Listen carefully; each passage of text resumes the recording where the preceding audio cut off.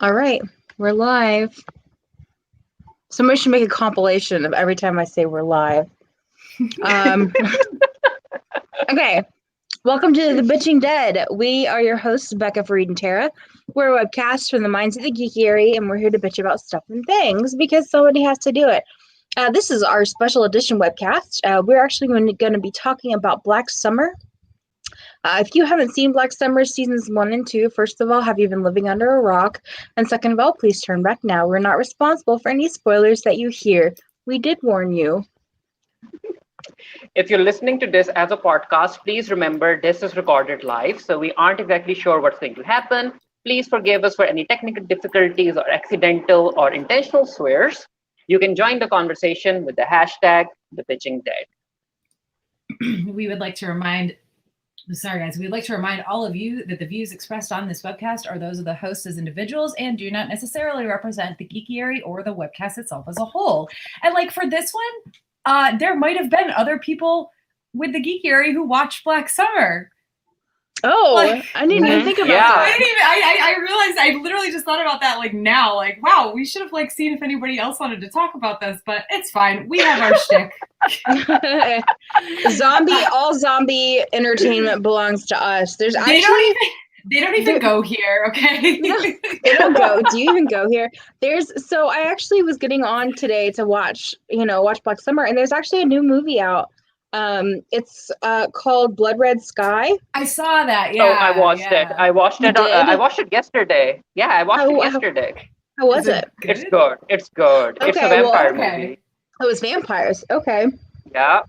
But Cool. Done very well. Like the writers took the vampire premise and they delivered. It was like it was a smart movie. As long as it's not Twilight, I'm fine with it. Hey. I'm just kidding. I need to rewatch. Did you see Twilight? Did you see all 3 movies trending on Netflix because all 3 of them became available? Over the weekend. I was wondering about that. Like, I did see that they were trending because I was like, oh, I'm gonna rewatch Black Summer. I only watched it a few weeks ago, but like, I'll just watch it while I'm doing work and stuff this weekend. And then I watched like a season and a half of The Crown instead. I'm sorry. I was in the mood for like pseudo historical British royalty drama. I mean, I don't blame you. I've been trying to watch everything I can find about zombies. Like, I've been thinking about watching #Alive. I haven't seen it yet, but that's on my list. So there's a lot of zombie stuff on here, and I mean to get through all of it because, like, I have lost interest in vampires over the years, and like for a while I was really into mermaids and werewolves, but like I've been into zombies for like, gosh, over 10 years now, and like my interest hasn't faded in it because there's so many new. Also Reality Z is something else I want to watch. I definitely on Netflix, my interest in the zombie genre faded quite a bit, partly because of The Walking Dead just being absolute shite for so long and Fear the Walking Dead like falling off too. But like also my second novel is a zombie apocalypse novel, and after I finished that and like all the work I put into it and all the editing and everything, I was just like, it was released February 2017. So it was like between that and The Walking Dead just biting the bullet, like just turning into absolute shit, I was like, but recently, so much zombie stuff. Like Dean started playing Days Gone, which I've tried to play a little bit, but I'm not very good at it. And then HBO's doing The Last of Us with Bella Ramsey and Pedro Pascal. Yeah, I started playing The Last of Us because through a series of unfortunate events, I never actually finished it the first time. But this time I only got like a little farther than I did the first time. And then I just got too busy to sit around playing video games. Like I played it for an entire weekend I probably in that weekend, I played it for like 12 or 13 hours, maybe 14. And I'm like so close probably to finishing it, but I don't have time. So. I also watched talking about zombie shows. Sci-Fi is going to debut Day of the Dead this October. and I watched the trailer. It looks like a sci-fi show. Oh yeah. Mhm. So Let's is it a just leave it show at or a that. movie? Yeah, it's a series A based series on the called- movie. Called Day of the Dead? Yeah. It's a series, Day of the Dead, inspired by the even know. movie, and it looks Yeah. like a mess. Is Mm. is it the same? Is it Zack Snyder? Is that- No, that's what was It's- it? World War? No. Oh my God! What was Army that? of the Dead. Army of the Dead. Yeah, Army Yeah, of the Dead. but I swear that I could have sworn. I'm sorry, he did Dawn of the Dead. Dawn of the Dead. Yeah. Okay, that's Yeah, he where did I Dawn was of like, the I know he did a movie that's like something with a D of the Dead. So there's Day D of the wait, Dead. so is Don't Day of give the them Dead ideas, Sarah.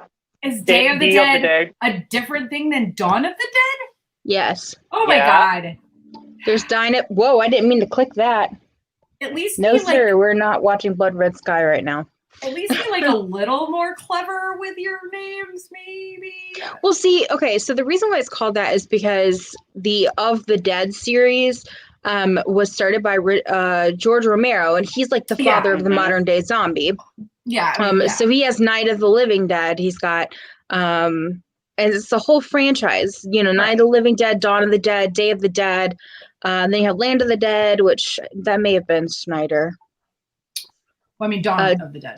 Dawn. Okay, Land of the Dead, and then Diary of the Dead, and then Survival of the Dead. So, like, that's been the whole George Romero legacy. Because, like I said, father of the modern zombie. So, Which I totally get, but like Day or Days of the Dead and Dawn of the Dead are just, look. Why not Twilight of the Dead? Why not Evening of the Dead? Why not Brunch of the Dead? Look, there are plenty of times. I feel like if somebody came out with Twilight of the Dead, that Stephanie Meyer, thank you, would probably be like, unless it was parody, like straight up, like could be proven. There as is a parody Twilight, I think.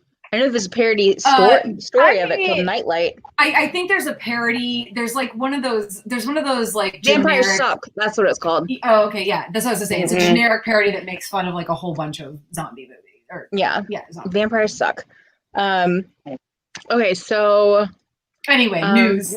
news. Yes, I'm about to get the best gift ever. Best birthday gift ever. Okay. The final season for The Walking Dead, season number 11, they released a trailer. And I mean, frankly, it was a good trailer. Come on. It was a good trailer. I will say that. It was a good trailer. Yeah, it was a good trailer, right? I wasn't mad at it. I wasn't either. I was I was okay. a little bit like, I felt like it got kind of disjointed partway through. And I only watched it once, so don't ask me when exactly that happened. But there was like, it was flowing really well, and I was like, okay, wow, this is actually pretty interesting. And then at one point, it just like stopped, and it like kind of switched to like a different tone and everything. I was like, oh, come on, guys. And then it went back, and it's like, okay, like whatever that was, they could. I feel like it was edited badly in that respect. But I mean, other than that, like that break in the, I don't even know if it was exactly in the middle, but that break partway through where it got awkward and weird for like a short, like, I don't know, 20 seconds, 30 seconds, something like that. And then it went back to the same tone that it was at the beginning. Other than that, yeah, weirdly enough, I was like, oh shit. I mean, there's a lot of stuff I don't like about this, but it's mostly because I'm excited because Connie's coming back. There's a Connie sighting in the trailer, and I'm so excited about that. Lauren Ridloff is coming, and I also did not know that she is a deaf and hard of hearing actress, because she plays a deaf and hard of hearing superhero. On and also Eternals. An Eternal Sprite, which I'm also going to be covering for the Geekiary. And then I also, already know the plot, so there's that. I did an entire video about the plot. If you want spoilers, you can watch the video. No, I don't want to watch spoilers. Yeah, the entire video is the one big spoiler. And then also the actor who plays Kelly, Angel Theory, is also deaf and hard of hearing. yeah, I knew that. So that's like, I don't know, like, because this is currently, even though it's almost over, it's actually Disabilities Awareness Month. Right. Yeah. Month. Pride Month, right? Pride Month. Yeah. Yeah. So that's, and I meant to do something for the Geekery, but I didn't because anyway. Yeah. Okay. So continuing on, and the season is airing August the 22nd. My birthday is August the 23rd, so I'm gonna jump out of a plane. Y'all better give me a good season for my birthday. That's all I'm saying. I did want to say about the trailer, because we talked about this, amongst ourselves. But so someone important might be getting bit on the arm. Now I'm saying might be because it could just be the trailer trying to make us feel like it's somebody important, but they're not too important because we know it's not Jerry's arm. Yeah. I double checked. I was like, okay, it's not Jerry. I think it's one of Maggie's people that she brings in. I think it's one of their arms. Oh, well, we don't know them at all. So, and then it's not Daryl's arm. There was that moment where Daryl, like you hear a dog yelp, and Daryl's like, no! And I was like, if dog dies, I riot. If dog dies, I will fucking riot. Well, like it used to be if Daryl dies, I riot, but now it's if dog dies, I riot. Yeah. And then the crazy, creepy crawly walkers. Yeah, those like, actually. I'm talking like, what did it remind me of? They were like that. There's. I'm The Grudge. Yeah. Yes. Yeah. Where they're just like. Yeah, The Grudge. Like, yeah. Where did this come from? You've never seen walkers like this before? Like. They're pulling out all the stops for all the crawly walkers. We're gonna call them crawlkers now. Crawlkers. Crawly walkers. See them calling them crawlers because they won't call them zombies. They'll just call them crawlers. Crawlers. Call them crawlers. Yeah. The moaners, the crawlers. Did you say loners or boners? Loners, not boners. It's not the D of the dead, Becca. There are boner zombies in Z Nation. Remember the ones that are at the methamphetamine and Viagra factory? The zombies are having sex. And I just... God, Z Nation is cray-cray. Z Nation is the best gift that we could have ever gotten in our whole lives. Shut up. Okay. Which is so funny because Z Nation inspired Black Summer, and they are two so very different. Yeah. Seriously. Okay, so other news. So coming to the Skybound comic, so I ended up reading it for some reason, and it turns out that it's an alternate reality, and the writers really really leaned into that theory about the virus being of alien origin. So it turns out that, yep, the virus came from aliens because they wanted to make the humankind go extinct. And Rick and everyone comes back to life. They're augmented with mechanical weapons and body parts and everything, and they can't die. So it's basically a bloodbath between the augmented humans, the aliens, and the zombies. Boy, howdy. Well, I mean, that was how Kirkman sold the comic series in the first place, was that it was going to be like aliens that caused the zombie apocalypse or whatever. So, I mean, if it was Andrea good, came back. I mean, honestly, but that's the thing is, like, I'd love to read it because Andrea, but also I trust your opinion, and I don't want to pay money for something that's that. Yeah, it's not good. I'll pay you money to make you read it. Live on camera, read it out loud. It's gonna be like My Immortal. It's like My Immortal, but you're reading Skybound instead. Dramatic also, reading. News about the movies. Like, are they really happening? Come on now. I shared that article. Yeah, but that's the thing. It's like, okay, I'm gonna make a stupid reference right now, but it's like that guy who was supposed to make that Star Trek fan film Axanar that he raised a bunch of money for, and the fan film never got made, and because he got sued by CBS, but then they gave him permission to make 2 15-minute episodes, and they still haven't been made, and he keeps saying that they're going to be made soon, but they're never going to be made. Honestly, like prove me wrong, okay? And that's how I feel about this. Be careful with what you say because you know. Yeah, I know. But for real, like, prove me wrong. like I do not believe, based on the history, that these things are ever going to be made. And that's the same way I feel at this point about the Rick Grimes movie. So again, hashtag prove me wrong. Because we all want those Rick Grimes movies so bad. Three of them. Yeah, 3 Rick Grimes movies. Poor Andrew Lincoln. He just wants to live a life of what is it? Anonymity? I can't. I know. Anonymity. Thank you. Anonymity. All right, kid, don't hurt yourself. That's for Finding Nemo. Yeah.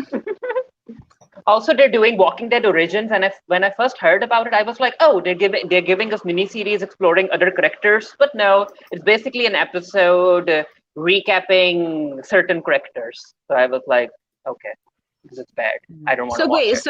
So it's okay. Well, why did they say that they were doing Beth then? Beth? They aren't doing Beth. They're doing Daryl, Carol, Maggie, and Negan. Maybe Beth would appear during Maggie's episode. Maybe, because maybe it wasn't reputable. Now I'm sad. Although, okay. Also, though, Beth was literally a child, so she's 16, and we wouldn't see anything super exciting unless they gave us more episodes of Beth and Daryl on their wild whirlwind friendship adventure. Yeah, so that's that for the news. Nothing else. Oh yes, also during Comic-Con San Diego, like Comic-Con at Home, they also released first looks for Beyond the Walking Dead. It's coming back. Season number 2, the final season. And they were really pushing Will and Felix. Apparently, they're supposed to have a very major role in the final episodes, and they also gave us gave us a first look at Fear the Walking Dead. And surprise, Morgan, his girlfriend, and the baby and the dog survived the radioactive blast. Oh Jesus! For some reason. What? Okay, so it says that the Origins has already premiered. Yeah. Where did it premiere? On AMC. Why is nobody talking about this? Because it's a recap. No new footage or anything. It's recaps and interviews. That's dumb. Yeah. That is really dumb, for real. Mm-hmm. Am I even still in that? I am still in I turned off the notifications for the Walking Dead universe Discord. Sorry. No, I'm not. It's a universe. It's a universe. Even though everything is happening in America, it's a universe. Can you guys hear the sound of my Discord going off? No. Okay, good, because I did not realize it was mine. Not right now, but I did hear some little bings earlier, so I'm wondering if that was because I didn't even realize that my Discord notifications were on. And I was watching a movie last night. I watched Raya and the Last Dragon, and the whole time I was hearing Discord bings, and I thought it was from the other person. And so I was about to get real snarky, and then I kind of forgot about it, and then I just realized that they were coming from my computer. The call is coming from inside the house. The misogyny is coming from inside the house. Okay. There's a group on Facebook called that. I need to find that group. I'll send you an invitation. Yes, please. I will immediately unfollow it, but I just want to be able to tag it. Okay. So, season number 1. So listen, the first thing I just want to say before we get into anything else about this show, and this is true for both seasons, is haven't you people ever heard of closing the goddamn door? For real. I chimed in with haven't you people ever heard of closing a goddamn door? No, it makes things much easier in the zombie apocalypse. Okay. It's just I cannot count how many times Dean and I are sitting there watching this show, and it's oh my God, they didn't close the fucking door again. again, over and over and over. Like, and the thing is about these, or at least lock the door that you close. I mean, the walkers can't, like, they can't open doors, but they're stronger than the zombies. I'm sorry, the zombies in Black Summer can't open doors, but they're stronger and more like, just like they're obsessed with the people that they see. Like, one of the things I've been wondering, and I meant to look it up and didn't, was do they like latch onto the first person they see when they turn? Because it feels like at times. No, they don't. Because the reason why is because there was a scene where they were chasing a person and then they saw another person and they immediately switched gears and started chasing the other person. So it's not that they lock into a person. It's literally just a sight thing, I think. Literally, if anything moves. I mean, I saw them get distracted, but then, well, and this kind of feeds into I feel like sometimes they are, I feel like this show, it definitely, it's not, there's a word I'm looking for that I'm blanking on right now. Consistent? Consistent. Thank you. Sorry. I'm very tired. I've been up since like 5:30 this morning, 4:30. I don't know. It's been a long time, but, the consistency in like the zombies in this show, like every other zombie thing we watch apparently, or especially like The Walking Dead, is kind of, it's not there. It's a little bit better, but I mean, and we'll talk about Lance later, but like when Lance from season 1 dies, when Lance from season 1 dies in the first episode of season 2, he's pretty freaking obsessed with the guy who shot him. I mean, and I know there's not many other people around, but you can't tell me that he didn't see a single other person move. Like, he just like latches on and he comes back around corners and stuff. And maybe it's just that it's supposed to be small town. I don't know. But anyway, the consistency it's maybe only slightly better than the Walking Dead shows. I will say though that like in The Walking Dead, the zombies use rocks to pick up, because I recently rewatched part of The Walking Dead. I watched up until like season 6 or 7, up until the point Morgan comes in, because Morgan always ruins it.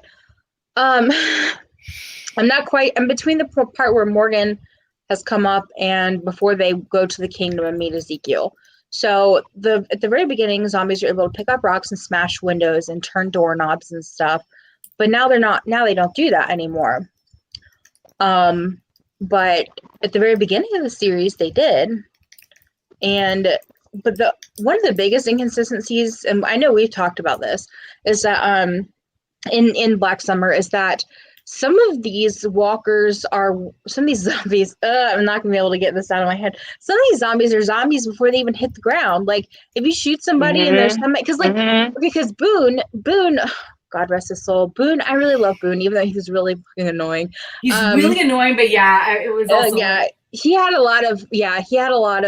was very excited. Like, he was very excitable, and I don't know, he was annoying, but also I have a spot in my heart for Boone. But because like Boone was shot in the hand and then he was shot in the stomach, and so like he's laying on the ground and he doesn't immediately turn into a zombie, but there are some people who like turn into zombies like mid-fall between the time that they're shot and the time they hit the ground.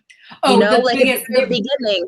The biggest error that they made, in my opinion, was when they go into the warehouse, like rave warehouse, or whatever the fuck you want to call it. That's what I'm calling it. It's a rave warehouse. When they go to that rave warehouse, and I can't remember her name, the Hispanic girl stabs some guy who tries to like hit on her in the neck, and like he just, like you said, like he doesn't even, there's not even, before he hits the ground, she like stabs him, and like half a second later he is a zombie. Nobody dies that fast, and especially when Jesse, her name was Jesse. Okay, especially when like earlier in the season, you see people turn, and like you saw the girl that got hit by the car, you see her die. You see it take her like 30 seconds after her death to like start moving again, and then she coughs up the blood or whatever, and then it's not 30 seconds, it's maybe 10 seconds. Whatever. It seems, but still, I don't know. But still, we watched it on 1.5 speed, Becca. I don't know if I can trust it.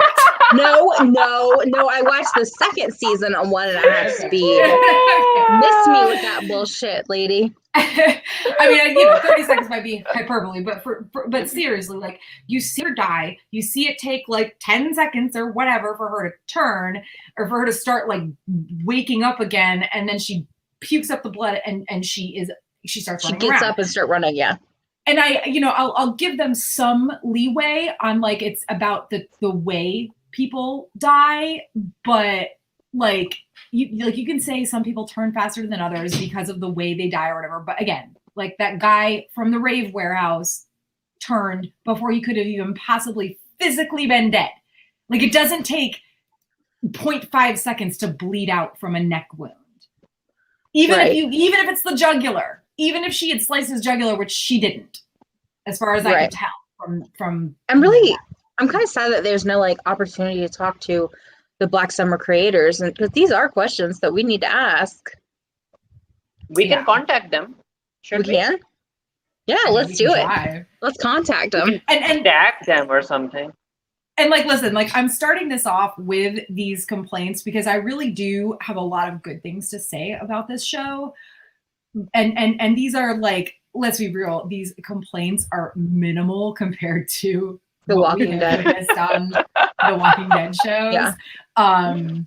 It's just, I don't know. Like I want to get this out of the way because it annoys me that nobody ever closes a fucking door. Oh, and then speaking of weird mistakes, because I mentioned the stabby neck guy turning into a zombie before he could even possibly be dead. Early in season 1, when they're in the van, Sun and the older woman and Sun and Barbara and William Velez. Yeah. When they're in the van and they're being chased by the people in the truck. That truck is a diesel truck. You can tell by the sounds it makes. Period. End of story. It is a diesel truck. And they're coming after us for gas. And it's like, if they put your gas into their diesel truck, it's going to ruin their diesel truck. Now, maybe they wanted the van because they don't want to drive a diesel truck because it's harder to find diesel, maybe, wherever they are. I don't know. I mean, they are kind of in the middle of nowhere, so maybe there's like less diesel stations than there are off highways and stuff. But like, so maybe they want the car as a whole. But I mean, if they wanted the car and not just the gas, they shouldn't be trying to run it off the road constantly. Like the whole thing. It's like, it's very like puts you on the edge of your seat, and I get why it's in there. And there's some things I like the just, oh my God, who's going to win this fight? Like, how could this minivan possibly win against this giant truck? But also, no, they don't want your gas. It's a diesel truck. You can tell by the way it sounds.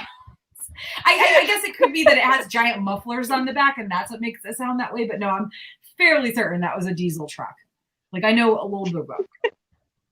Yeah, Tara during that scene would have been like, why the heck are you chasing me? You guys have a diesel truck. Leave me alone. So, anyway, and then just like, before we go into season 2, this is a question, less so than a complaint. So they spend all of season 1 trying to get to the stadium. Now, granted, Rose is trying to get there because she believes her daughter is there. So they get there, and they're not the only people trying to get there. All thinking this place is a safe place where they'll be picked up by helicopters. They get there, and Anna's there with like one other person. It's a little bit unclear. There's a bunch of people. Yeah. Are there? Okay. There are people. They look like soldiers or something. Yeah, they're coming out of the back of the stadium. Like the stairwell. For some reason, I only remembered or really saw the like one guy, but like, what happens after that? Like, I watched these 2 seasons back to back, and I actually paid attention because you have to pay attention to this show. Yeah. And it was so hard for them to get into the fucking stadium. How did they get out of it? How did they end up where they were in season 2? Like at the beginning of those season 2 events. Like there's no like point A to point B at all. Like we're just they got to the stadium, and okay, they left the stadium at some point, but there's zero, maybe it got overrun or something. Now Rose did mention that she was going north. Whenever who was it that asked her? The guys who tried to take Spears and kill him.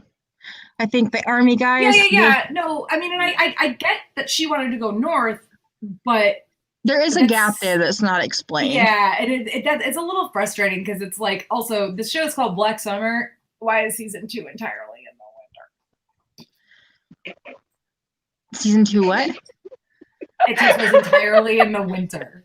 See, okay, so I did not know what to expect with season 2. That's a stupid complaint, I know, but listen. Like, it's in Northern California. So I was not sure what to expect because when Fareed was talking about it, he was like, yeah, we're going to have, it's going to be a new cast. And you said it was going to be a new cast and it was going to tie into Z Nation. You lied, by the way.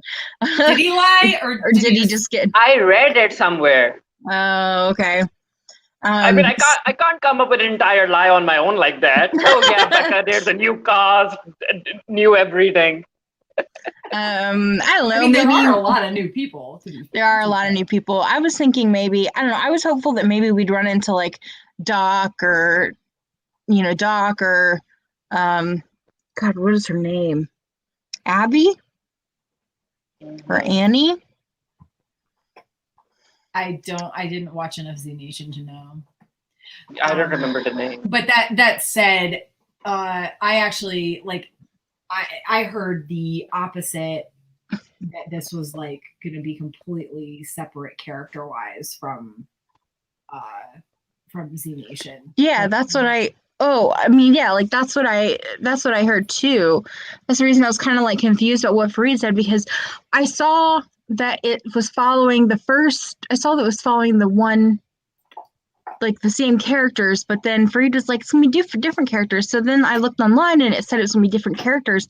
So it was lots of mixed confusion. And it is, but that's the thing, it is a mix. It's a mix of people we saw in season 1, and we saw a lot of people die in season 1. Mm-hmm. Like, a lot of people. Like at the end of season 1, who makes it out? Rose, Anna, Spears, and Lance. And Lance.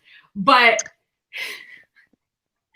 that killed me. Not because I really gave a crap about Lance all that much, but how they bring him, like the first episode, like he's right there and they follow him and then he just like almost immediately dies. And then he's like really hilarious as a zombie, like weirdly like hilarious. And he lived all of season 1, despite the fact that by all rights, he should have died over and over and over again, only to be killed at the very beginning of the first episode. In season 2. It was Lance, because I was like, who is this guy and why do we need to care about him? Yeah, but it was Lance. Okay. And side note, 10 out of 10 would have just watched Zombie Lance's antics all season. They could have just completely they could have just kept cutting back to Lance being a zombie, like doing what he does best because he sucked at life, honestly, and I would have loved it. Like 10 out of 10 would have watched Zombie an entire season. Also, do you think he was able to kill that person? Or will he show up in season 3? I would assume that because he didn't show up at all again in season 2, that he was another one of those little mini stories like the guys in the ambulance where we're never going to see him again. I forgot about the guys in the ambulance. Yeah, it led to nothing. The guys in the ambulance led to nothing. Yeah, were we supposed to think they were brothers or lovers or like neighbors? I don't know. I was thinking... I don't know. Anyway, I would guess they were coworkers and probably also buddies, because when you're working in a job like that, like being an EMT, like, oh, it was their ambulance. That's what I thought. Yeah. Oh, okay. I mean, I could be wrong, honestly, and maybe we'll probably never know, but I mean, the clothes he was wearing, it looked like he was an EMT. And it was their ambulance, but yeah, could be wrong. But anyway, so yeah, I was just disappointed that we didn't see any more of Lance. Like that was the last thing we saw of him, was him bashing his head through the cop car, with the guy that killed him, and no more Lance. Maybe Lance will appear in season 3. Maybe Zombie Lance will appear in season 3. That would be amazing. Please do it, Black Summer. We want to know the inconsistencies with the walkers, and we also want to know if Zombie Lance will be in season 3. Yeah, these are the important questions. I mean, they really are. Yeah. So I mean, I Black don't really have Summer. anything else to say about season one. I mean, that the season one was what, 2 years ago that it came out. Mhm. I was, I actually thought it got cancelled. I really thought it got cancelled. I did too. And then I went online and they were like, season 2 coming July 16th. And I was like, what the fuck? I didn't pay June attention 16th. to know either way, but The only reason I watched it is because it was mentioned by the characters in Z Nation. And I was thinking, oh, this is going to be no, absolutely nothing like Z Nation. Well, and I mean, so season one, they introduced their way of storytelling, which was that they show you something that's happening, and then they go backwards. You know what I mean? They retrace their steps. Yeah. In season one, the difference though was in season 2, you mean? No, they did it in both seasons, but in season one, they did it. It was a lot like faster. Like it wasn't. You weren't waiting episodes to find out. Like literally episodes to find out. Like okay, so they're. I don't know. I'm trying to think of the whole warehouse raid thing in season one. Like they started at the end and then they went back. That's probably the biggest and best example. But they didn't make you wait like episodes to figure out like how they got to that place. And it was still following characters that we knew, like a whole bunch of characters that we knew. So it was a little bit easier to just I don't know, follow the storyline, whatever. Because like season 2, other than the Lance thing, it kicks off with that whole big like fire, like fight in the woods. Yeah. And you're like, until you see that Sun is part of it, you know that you don't know anybody. And you're like, why the fuck do I care about any of these characters? I still don't care about any of the characters. I mean, I care about Sun, and that's Hero Sun. Yeah, that's it. Yeah, only Sun. Like she needs to rest, and hopefully she will. Now she'll rest with that lovely pilot gentleman. Yeah, I feel like I feel like if there's a season 3 of this, that we can just expect more bad things to happen to poor Sun. Mm-hmm. Like, it's just sad because she's so badass, man. Like she's truly. She's also so good. Like she is so good person. Like everything she does, even the things she does that you're like, man, I wish she wouldn't have done that, like kicking spears down a hill into the woods. Like, you know, she's doing it to try to like protect him and save him. Yeah. And she gives herself up in lieu of like, I just have so much love for her. And I hope that she gets to rest, but I feel like it's way too. It's unless they just never have a season 3, which I honestly don't know if it got renewed. I'm gonna look. But unless they don't have a season 3, nothing yet.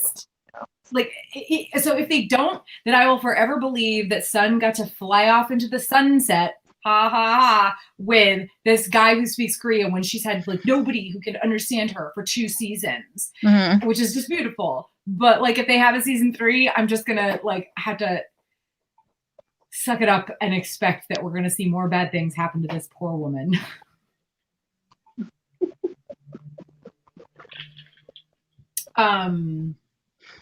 So anyway, gosh, I don't know. Like, I don't know. There's so much. There's so much to talk about, but it's actually difficult. Like, because normally we're covering just a couple episodes and we go like episode by episode, but that would take 8 million years in this case because there's 8 episodes. It would be 1 million years per episode, and I would definitely be a zombie by the end of it. But like I said before, I guess I don't know, Becca, you watch these in a lot shorter period of time and a lot more recently than I did for sure. And I'm not sure about Fareed, but like the back and forth, which was actually really more like we're at the end of things and we're going backwards. The first like 5 episodes or something like that, I think they were pretty hard to watch. Like once we figured out where everybody was and why and how, it was fine. Even when they were going a little bit back and forth in the later episodes, because it was more like season 1. But those early episodes where it's like the fight in the woods, the house thing with the EMT guy running, it was just so much that we didn't have any idea what was happening. Well, see, like the thing for me is I don't understand how Sun got separated from Rose and Anna. Because because she decided to stay back for Spears. Mm-hmm. Because if she ran away, they would have killed Spears. They would have found him. She distracted. Yeah. She sacrificed herself. She basically gave up herself in order to distract them. Yeah, all 3 of them to distract the group. Okay, yeah, because I don't remember that at all. Like the only time that things seemed to make sense for me was in episode 6 and on. That was the only time that I was like, from the episode where Spears was with Brathwaite. The only time that Spears was with Brathwaite, that was like the only like from then 6, 7, and 8. No, 5, 6, 7, and 8. That was the only time I was able to be like, oh, they're showing us 2 minutes of the end of the episode, and then they're going and showing us how it got there. But like, what was episodes 1, 2, 3, and 4? I was like, what the fuck is happening and what's going on? Like, I truly did not understand, and it was very frustrating to me to try to make sense, to sew everything together. But which is the reason why, now that I know what happens, I'm gonna have to go back and rewatch it, because I did not like this season almost at all until I got to Spears' episode with Brathwaite, and then I was like, oh, I finally get it. So the beginning of it was kind of tainted for me, so now I have to go back and rewatch. Yeah, and that's what I'm saying. I think that was their major error this season, was that in the last handful of episodes, they really followed the season 1 formula of showing you them do something and then showing you how they got there. And it was, even if it was stretched over 2 episodes, that's a little bit more understandable. The season 1 episodes, I think, were also shorter by a good, like, they weren't, because the season 1 episodes, they were like 35 minutes or something. No, they were longer than that. I don't think so, but regardless, like they even if it's stretched over 2 episodes, it's a little bit easier to watch 2 episodes than it is to watch like 4. And some of the season 1 episodes came in at like 20 minutes or something. What? According to Wikipedia. Yeah, there were some short episodes. Like, I think I was kind of like watching bits and pieces of them in the background earlier today while I was working, like just having this like background noise. And like I looked over at one point, and I think it was season 1 was like 35 minutes. So the season 2 episodes were longer, which wouldn't be a problem if they were telling a concise story in 1 or even 2 episodes. But again, they weren't. They started with that, you know, other than the Lance thing, okay, which is a non sequitur, honestly, because we never see any of those people again. They start with that fight in the woods, and like, and Sun is captured, and you have no idea how Sun's with them and not with anybody else. And then you see, like, eventually you see that Rose and Anna are in the house, and you have no idea where Spears is. And they show the whole thing where, you know, Rose takes Anna and runs off, which, to be honest, like, when I was watching, I was like, honestly, like, if I was Spears, like, injured, like he was, like, shot in the gut. And you're right. You're right, Sarah. Sorry, I didn't believe you. I would have been like, go on, man. Go on with your daughter. Like, I'm, you know, whatever. Like, and yes, Spears was being kind of petty, in my opinion. I was like, Spears, she's trying to protect her daughter. Like, just be thankful that Sun tried to save you. Especially considering back in season 1, when Rose finds out that he has just lied to her from the moment they met about who he is, and she's like, whatever, and just pops the 2 fucking army guys or Coast Guard or whatever they are, just pops them dead, and is like, all right, let's go. Like, well, to be fair, she's already taken care of him enough, okay? She's already believed him and done enough for him. Like, he's shot, like, I mean, he's shot in the side, I guess, but like, you don't know, she doesn't know exactly how bad he's injured. And at this point, that's her daughter. Like, that's the only thing she cares about. Like, and I don't blame her for that. I mean, like, if we want to make a Walking Dead comparison, Rick and Coral, like, Rick and Car. Oh my god! Can we make like it's Rose and Rose is just a rose, and then her daughter's an actual person, and then Rick is an actual person, and Coral is just a piece I of can do coral. that. I can do that. What? Where I said it would be funny to have a picture where Rose is just like a rose with eyes or something, and a very angry Rose, and her daughter is a person, and like, but for Walking Dead, Rick is a person, and Coral is just a piece of coral. Oh, I was like, I didn't understand. I wish I could blame this on drinking, but no, it's just exhaustion.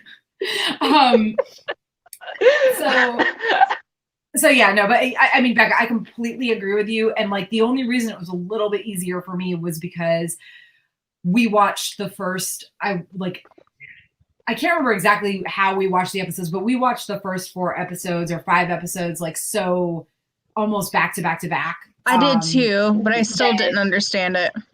It was, well, I mean, but again, it was from watching season 1, I knew that I had to pay like complete attention to what was going on. So I usually don't do that, honestly. I'm usually doing 10 different things while I'm watching something. So it was weird to actually be like, okay, no, I actually care enough about this where I'm going to pay attention because I have to pay attention. But yeah, it was still super confusing for a long time. And even in the end, it was like the payoff, you know, some of it was good and some of it wasn't, you know, like, I mean, I don't know, like they get to that house and like, what was the point? Like all those people came like storming, they stormed that house. What were they storming that house for? The radio? Like the supplies that they thought I had, like, I don't know. It was just very, and then they all just they ruined the house. Like they walked in there and straight up ruined the house. From the second they walked up there, they were ruining the house. They completely compromised its integrity by shooting out all the windows and shit. Like you were compromising it being a place that keeps people warm. You were compromising like zombies being able to get into it. Like what are you doing? Like, there's got to be somewhere else you can go because you just really, it's like the fucking guys in the diesel truck, the people in the diesel truck wanting the gas from the gas powered car. It's not going to work for you. It's not going to work for you. And it's no better that these guys are like, well, we want this house, so we're just going to go shoot it up to bits and fucking pieces. You've ruined it. You've ruined everything. And I hate you all. And then they just left. They just left the house after ruining it. Speaking of the house though, Mama and her boys. So yeah. I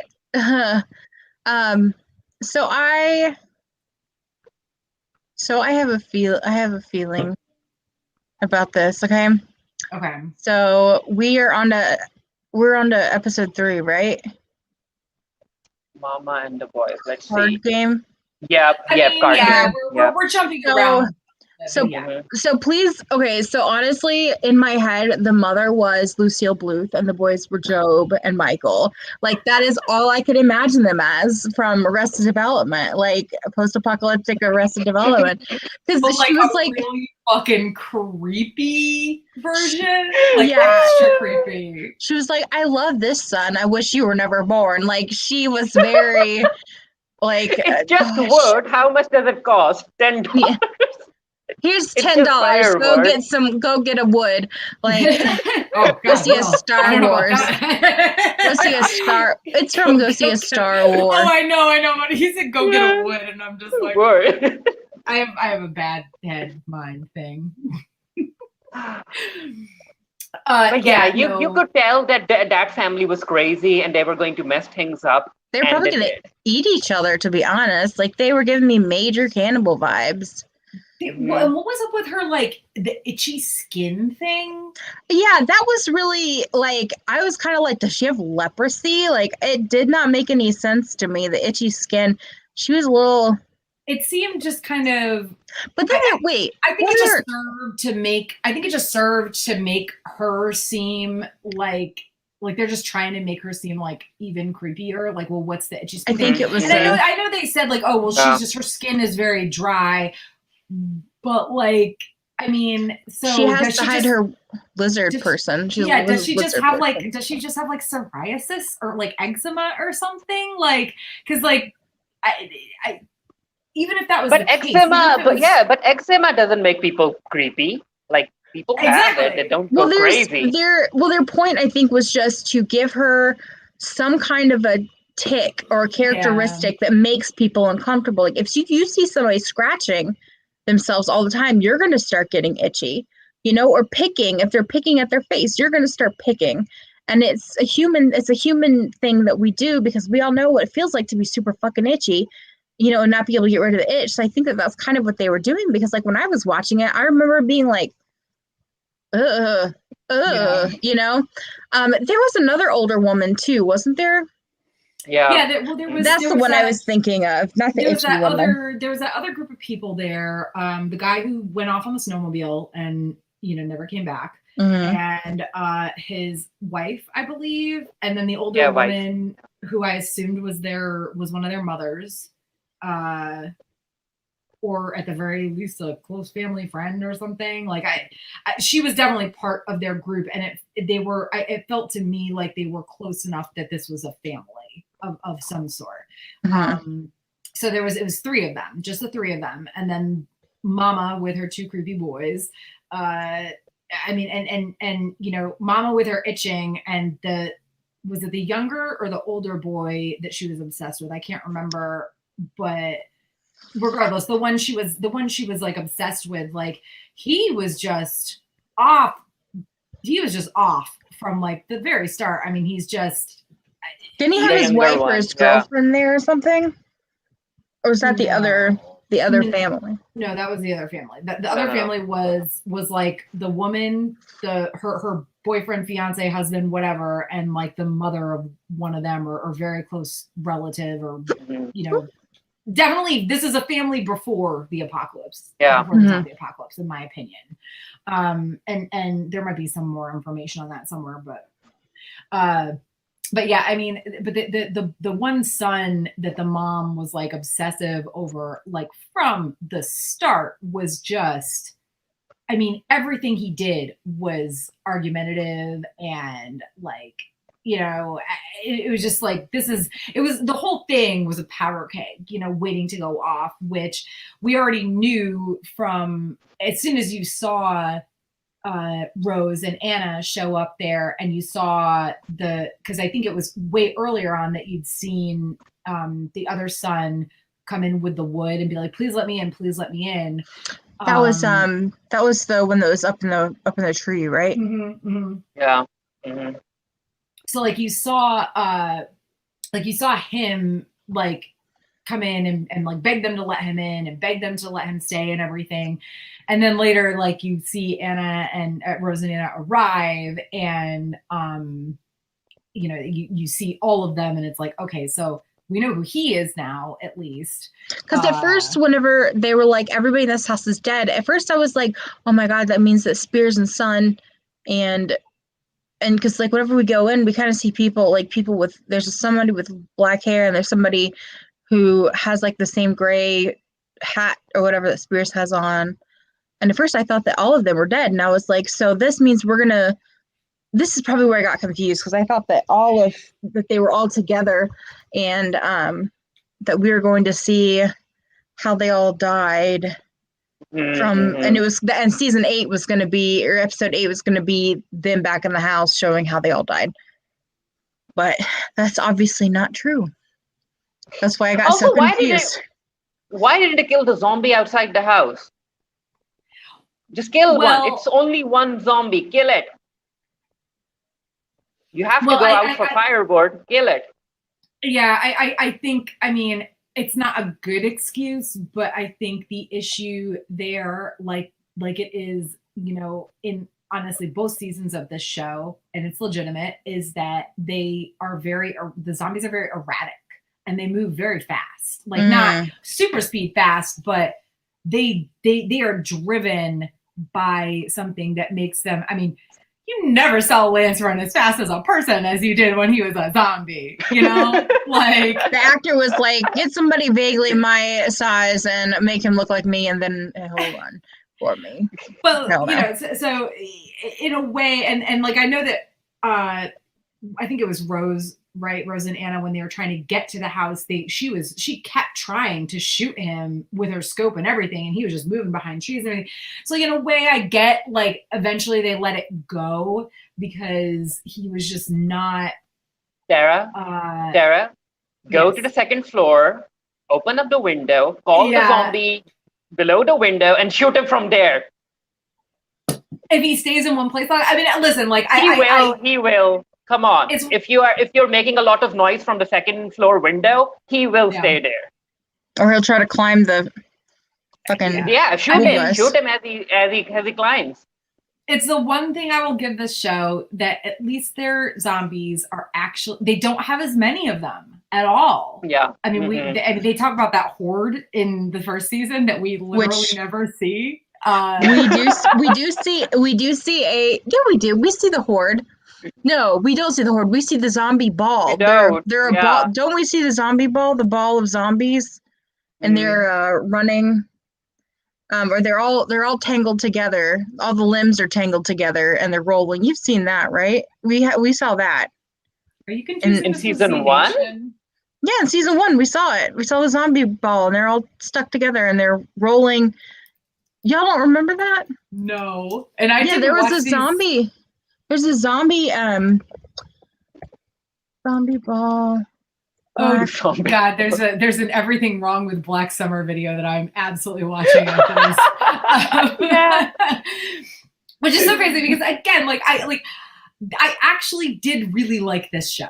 I did. Like my complaints about it are mostly just. Actually, there's silly things that happen in season 1 that are annoying, but like, you know, season 2, again, going back to the whole the fact that the way they tell the story is it's just nonsensical a bit. You know, they just, it wasn't as well you know, portrayed in the whole like, we're gonna show you this and then go backwards as the first season was, and every time it did that. I could have sworn to God there's like a swarm of zombies and they were like rolling together. It must be Z Nation. Yeah. No, I know it happens in Z Nation, but never mind. But I mean, either way, like they talk about that horde in season 1 and we never actually see that. Like the only time we see more than like a couple zombies at a time is when they're in the city, which is like obvious, you know, and even that is kind of like, wait a minute, how do these zombies like, how quickly is it Jessie you said her name was, how quickly Jessie gets killed, like just bam, out of the blue a zombie runs up and kills her, and like there's so many people there with guns and they're actually weirdly all working together, and like you think they're gonna like do something, and in the end it's like nope, we're just gonna have like 4 people survive. Also, Rip what's his name? Velez. He was such a good dude. Like he was the male son, you know? Like there's just he really was just a good dude. Yeah. Like, here. I remember how he met them. He's like, oh, I'm not gonna R-word you. Whenever the son was sitting in there. Well, yeah, because he saved Barbara. Like he saw that guy like try to steal her car, and he came and started like whatever. Anyway, so shit. Other things about season 2. Spears. Also sad. Like even though you find out that he was like a gang member who did a lot of not great things. He wasn't he the one that killed people for his brother? Yeah. That's what he was called, Little James. Yeah. And he killed people for his brother. Little James checked the names. Yeah. Yeah. And his brother was Big James. Not a great person prior to this, but he still did take care of. Yeah. Well, I mean, and I don't know. I don't want to be like, oh yeah, it's totally okay that he was like a gang member. Well, he's a new, but in the zombie apocalypse, you get to start over. You get to do over, more or less. Yeah. Kind of. And he's done, more good, really, than anything else. And the one thing I was unclear on, and I don't know if it's because it is left this way, did he kill, what's his name, Braithwaite? No, he didn't. He lowered the gun at the end. Because Braithwaite went off to see the horse. Yeah, I saw him lower the gun, and then like you see him again, like Spears comes back later, and he's alone, and it's like, oh man. Time for their. I saw it as kind of like a time for our roads to part. Braithwaite saw the horse, and so he got the horse. And I mean, I could be totally wrong. Because there's a lot of stuff that they don't show. Like, they don't show Anna killing him. We just see her, but then we just see her like fire the gun, and then her mother be like, "What did you do?" But we don't actually see him die. He's dead whenever she arrives. There's a lot of stuff that this show does leave to the, I don't want to say imagination, but like, for example, the suicide that happens when the guy's been bit. They put it at the very beginning of the episode, if you or a loved one is struggling with thoughts of suicide, please contact the, I saw that too, and I was like, oh dear. I was really worried. I'm not gonna lie, I was worried because there are certain kinds of suicide that are particularly tough for me, and so I was very relieved that they gave us a time to realize what was about to happen, instead of just being like a shock factor, you know what I mean? Which a lot of zombie shows don't do that. They just... Well, that, and to be honest, I don't know if I know of any zombie shows, unless Z Nation did it, because I haven't watched more than like part of the first season of Z Nation, and random other episodes. Like, I mean, I don't know of any other zombie shows. I'm pretty sure that's happened in Walking Dead, where someone has, done that, and like Beck wanted to take her life, right? Take her life. Beck slashed her wrist. Yeah. But I mean, but also like where people have been bitten and they have, done that in order to make sure that they don't hurt anybody else, etc. I'm trying to think if Black Summer or if Z Nation did that, because Z Nation wasn't really it was zany. It wasn't really I'm going to kill myself so I don't kill other people kind of thing. Yeah. But I mean, the fact that like they actually went that extra mile, even though it's like very clear that this guy, like he's been bitten, and it's like bitten multiple times in the face, in the arm. Yeah. Like that's something where I don't need that warning personally. I'm not saying nobody does. I personally don't need it, but I still really respected that they put that at the beginning of the episode. Need it either, but yeah. If anything, it just worried me the whole episode though, because I was just like oh my who God. was gonna die? Yeah, who was going to do it? Yeah. Mm-hmm. Yeah. So in the end, I was like, okay, I'm glad they put it there, because I don't think that it was unnecessary or anything, like overall, but yeah, I mean, clearly the guy was doing what was best for not just himself but for other people, because he also was like, I'm gonna turn. Well, let's stop that from happening, because he didn't want to be that either, which I think is more of a Kevorkian type of response than a The Walking Dead kind of provided at the first season, what's his name? The one who's digging all the holes. Yeah. They kind of left. Yeah, he has to be left. He has to be left, and they were like, "Look, here's a gun, if you want to take care of it yourself." And then but then he says, "No, you guys need it." So yeah, but I don't know. I mean, anyway, that episode was tough, like until I saw what they were talking about because of the warning. But again, I'm not going to say it was unnecessary, because it was nice not to see his brain splatter everywhere. It was nice just to know that it was about to happen, and then they cut to black, like where they changed the scene. I was like, you don't always have to show somebody killing themselves in order for us to understand what's going on. Yeah, you don't really ever have to show that for us to understand, honestly. But yeah, I mean, God, and that was part of the whole like stupid ass house infiltration. You can't even call it that. It wasn't an infiltration. It was literally just a massacre. I mean, so we just to jump back a little bit, we were talking about the people that were in the house before everybody else showed up and ruined everything. At one, what's his name goes out to find the wood or to get the wood and doesn't come Freddie. back. Freddie. And it just escalates and escalates and escalates until there's just this like everybody's dead. Everybody's dead, and it's just Rose and Anna left. Like it's just like one after another, and I don't think that as much as Rose is like I want to protect my daughter or whatever, I don't think she would have killed like that family that was the actual family that was in the house, the grandmother or whatever she was, and the couple.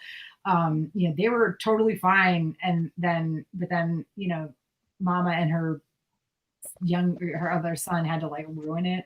I don't know. It was just like the whole thing was just waiting to happen, but it's like to me it was sad that like everybody had to die just so that like creepy ass mom and her son could die. I mean, they would have died in the next attack anyway. Yeah, true. Because Rose just like straight up like gets rid of Freddie, like he's annoying her or something, and she's just like whatever. And she goes and hides. She doesn't fight them. Like those people, if anyone survived, they would have been dead. Yeah. If anybody survived, they would have been dead. In the next like attack. If anybody had survived the attack, like when they like ran up on the house and everything. Which because Rose hid, Anna hid, Boone hid, like they weren't participating in the fight. Well, apparently Boone was just a master of hiding. How long has he been up there? Right? Like, how did he end up there? That was another thing that I was like, come on. Like, why aren't we being told how he, like, we're given these backstories for random characters who we never, like, who either die or we never see die. The guy with Lance, his faux pregnant girlfriend or whatever she was. We never see her. I don't think we see her again. She might. I don't know. I don't think we ever see her again. But like we never see the guy who Lance was after again, Zombie Lance, and we never see like. And then the two EMT guys get. One's a zombie and he gets killed, and the other guy gets killed too. But like with Boone, it's like. This is the backstory that we need. We don't need the backstories of these random characters and how they got to the house when they literally just die immediately. How did Boone get to that house? No, Boone, they did show us. No, he says that he worked at the airport or knows the airport or he knows the pilot. Like they don't show you anything, I don't think. I thought that we saw Boone, because Boone shows up and he has that gray hat. And do you remember the man that was laying among the dead, which I thought was Spears, but apparently... oh, dry. Apparently it wasn't, because like Boone is wearing the scarf that the man picked up from the ground. I have to rewatch it because maybe if that's the case, I totally missed it. Yeah, I don't remember. Yeah, maybe I'm completely off my rocker here. I need to go back and rewatch because like apparently Boone was hiding in the house for who knows how long. He was just there, and he knew about the lodge. He knew about the airport for some reason.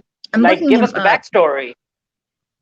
Mm-hmm. Yeah, I don't remember seeing anything about how he got to that house or like maybe if he was wearing a hat of somebody that we saw earlier in the season, I still don't believe that we saw any sort of like explanatory anything about how he got that hat, you know?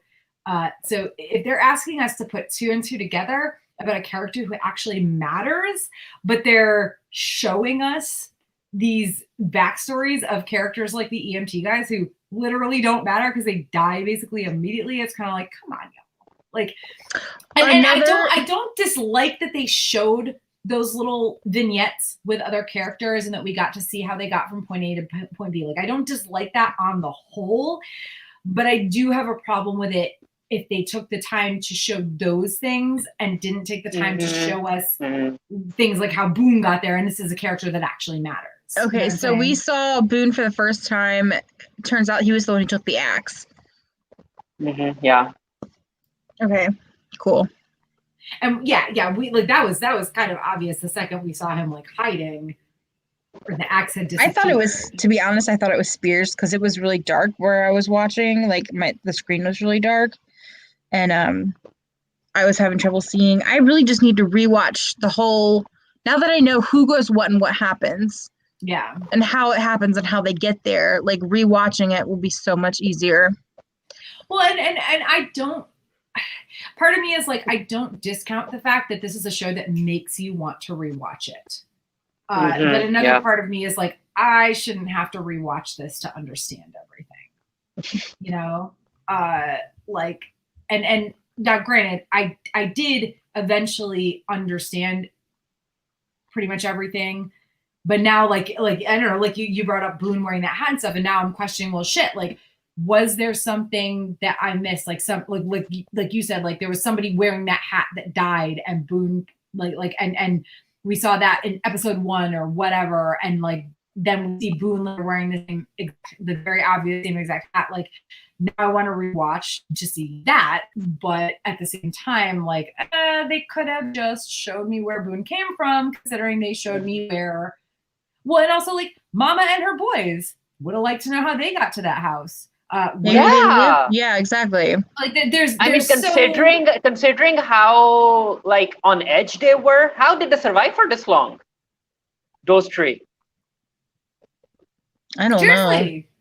I especially because that's the thing. Like they don't just walk up in that house and like kill everybody. They or even, I mean, they're assholes, sure, but they I don't know. Yeah, it's very like the show was in season 2 was very picky and choosy about who, like what it told us about which characters, and I just feel like at times it was just like it was weak. Like it's like in a way I get what you're trying to do, but in another way, you've wasted time showing me stuff that I did not need to know.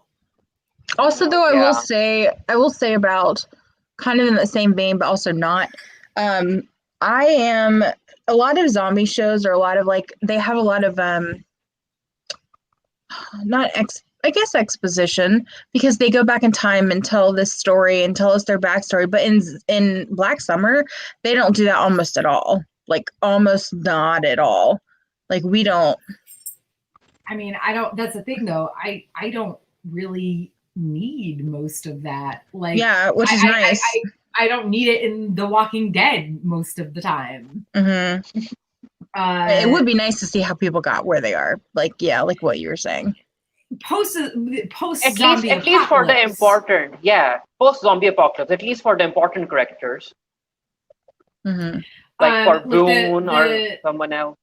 The Spears episode. The Spears episode was both. I both really loved it for the character study and the fact that we learned about who he was before and how he ended up arrested in the first place, and didn't like it because it was like,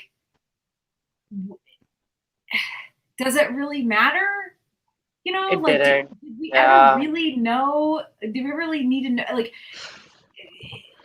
and then again, like maybe we'll see Braithwaite again in season 3 if there's a season 3. They were cool. Well, Braithwaite was there to teach Spears a lesson, and that lesson was forgive Rose. Let's be honest here. And also the cult. The cult was very important.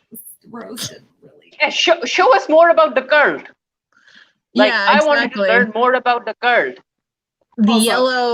The yellow cults, the cult of the yellow people and grandpa. I'm just gonna say, like, if I was in the zombie apocalypse and I met some guy who helped me a lot, but then it turned out that everything I knew about him was a lie, and then I still was like, well, he helped me a lot, so I'm gonna help him, save him from these, guys who want to murder him.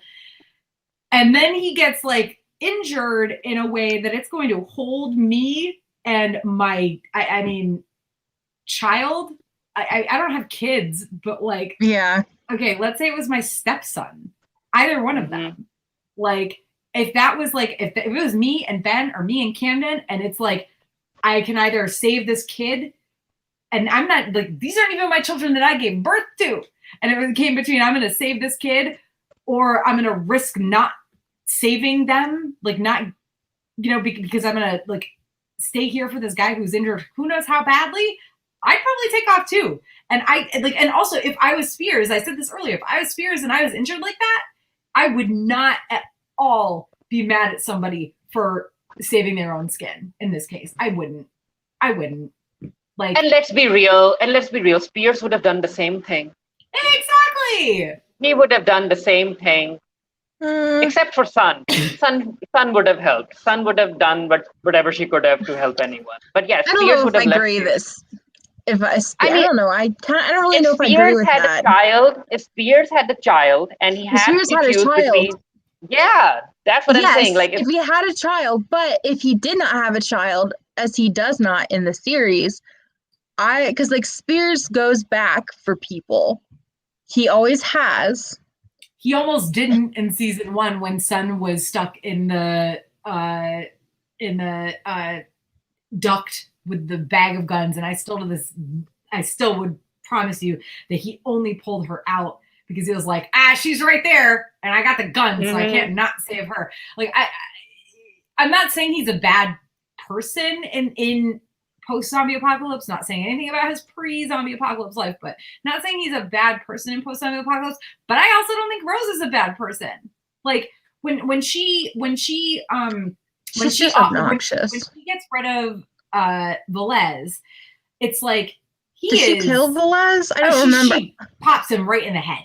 I don't remember how Velez dies, to be honest. Yeah, she pops him right in the head because there's absolutely no way that, because he's injured too, right? He's badly injured, and he's not bitten, but he's badly injured, and there's absolutely no way that they are getting into that stadium with him in tow. Just absolutely no way. So I feel like that she does that. Honestly, to me, it was both saving their skins, hers and the other people she's with, and also preventing him from turning into a zombie. Yeah. Giving him mercy. They're not just leaving him behind. She is using a bullet, something that they don't have many of, to make sure that he has mercy. So this actually reminds me of, so in Z Nation, they call it giving mercy whenever they kill somebody, or whenever they kill a walker, zombie, whatever. They just say give you mercy, or I give you mercy, and then they shoot them. And that is actually part of the canon.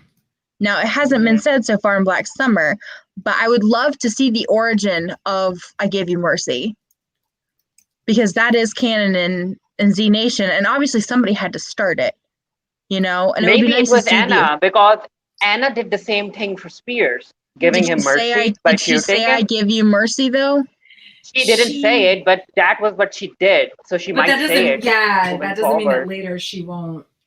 That'd be a nice tie-in, honestly. Yeah, I would love to see more tie-ins, to be honest. I Give You Mercy. There's a lot of stuff that happens in Black Summer, or not Black Summer, Jesus. That happens in Z Nation. For example, Braithwaite says a thing about cannibals. You ever eat anybody yet? Are you cannibal? Yeah. And that is part of Z Nation. Yeah. Yeah. People. People eating people. Yeah.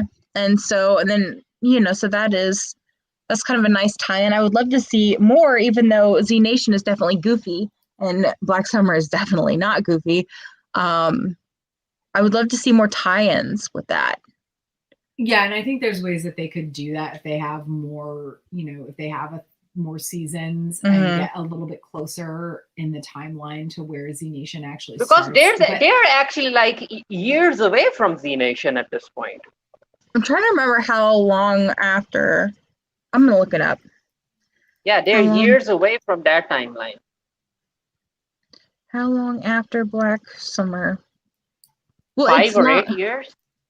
How long after Black Summer is Z Nation? I'm looking. 4 years. 4 years, yeah. And I think season 1 and season 2 was basically a year. And it grew real fast. Yeah, I guess That really confused me. I was like, wait, how much time has passed? Because Annabelle grew. I was like, yeah. What happened? And then I went to Wikipedia and they were like, only a short amount of time occurred. I was like, oh, okay. Let me see how long the time has passed.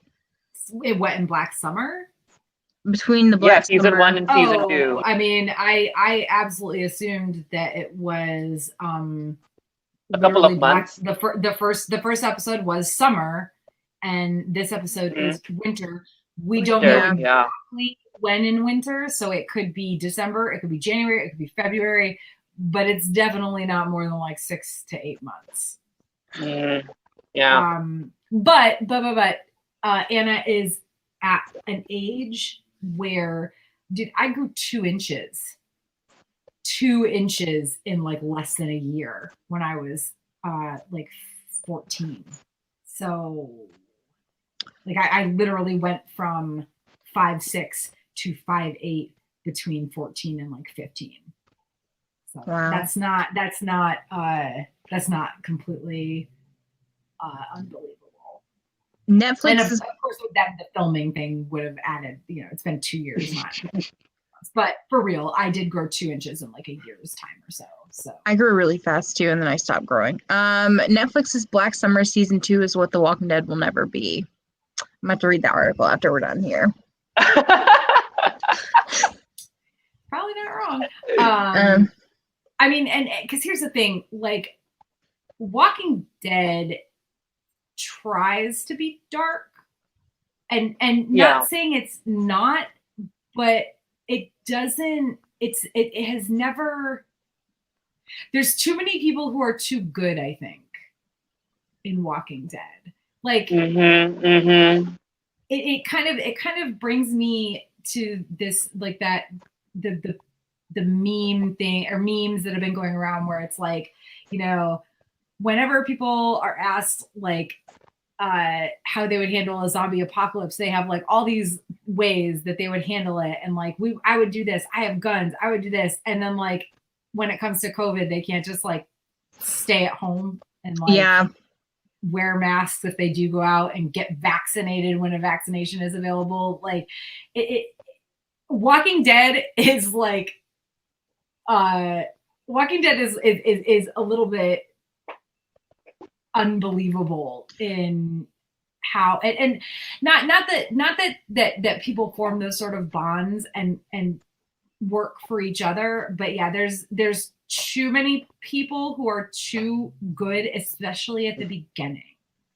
Like the way Black Summer shows it with it's well, and again, also though, I think it's different in that the walkers in Walking Dead are the sort of ambling, zombies, whereas these ones are the fast, like, murder you immediately zombies, and I think that does also make a difference how people would react.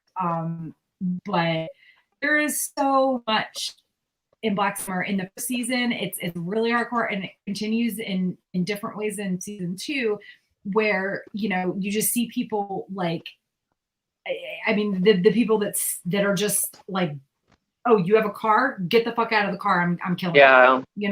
Like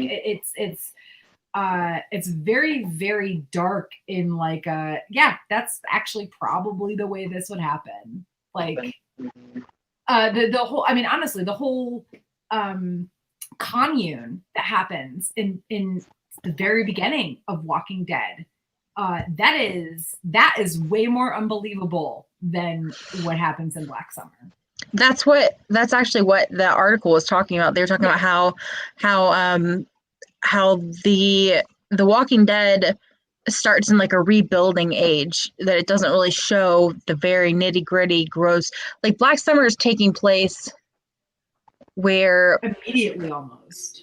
Yeah, exactly. So like that time between the time where he was unconscious when Shane pushed the door up against, like that's where the Black Summer is.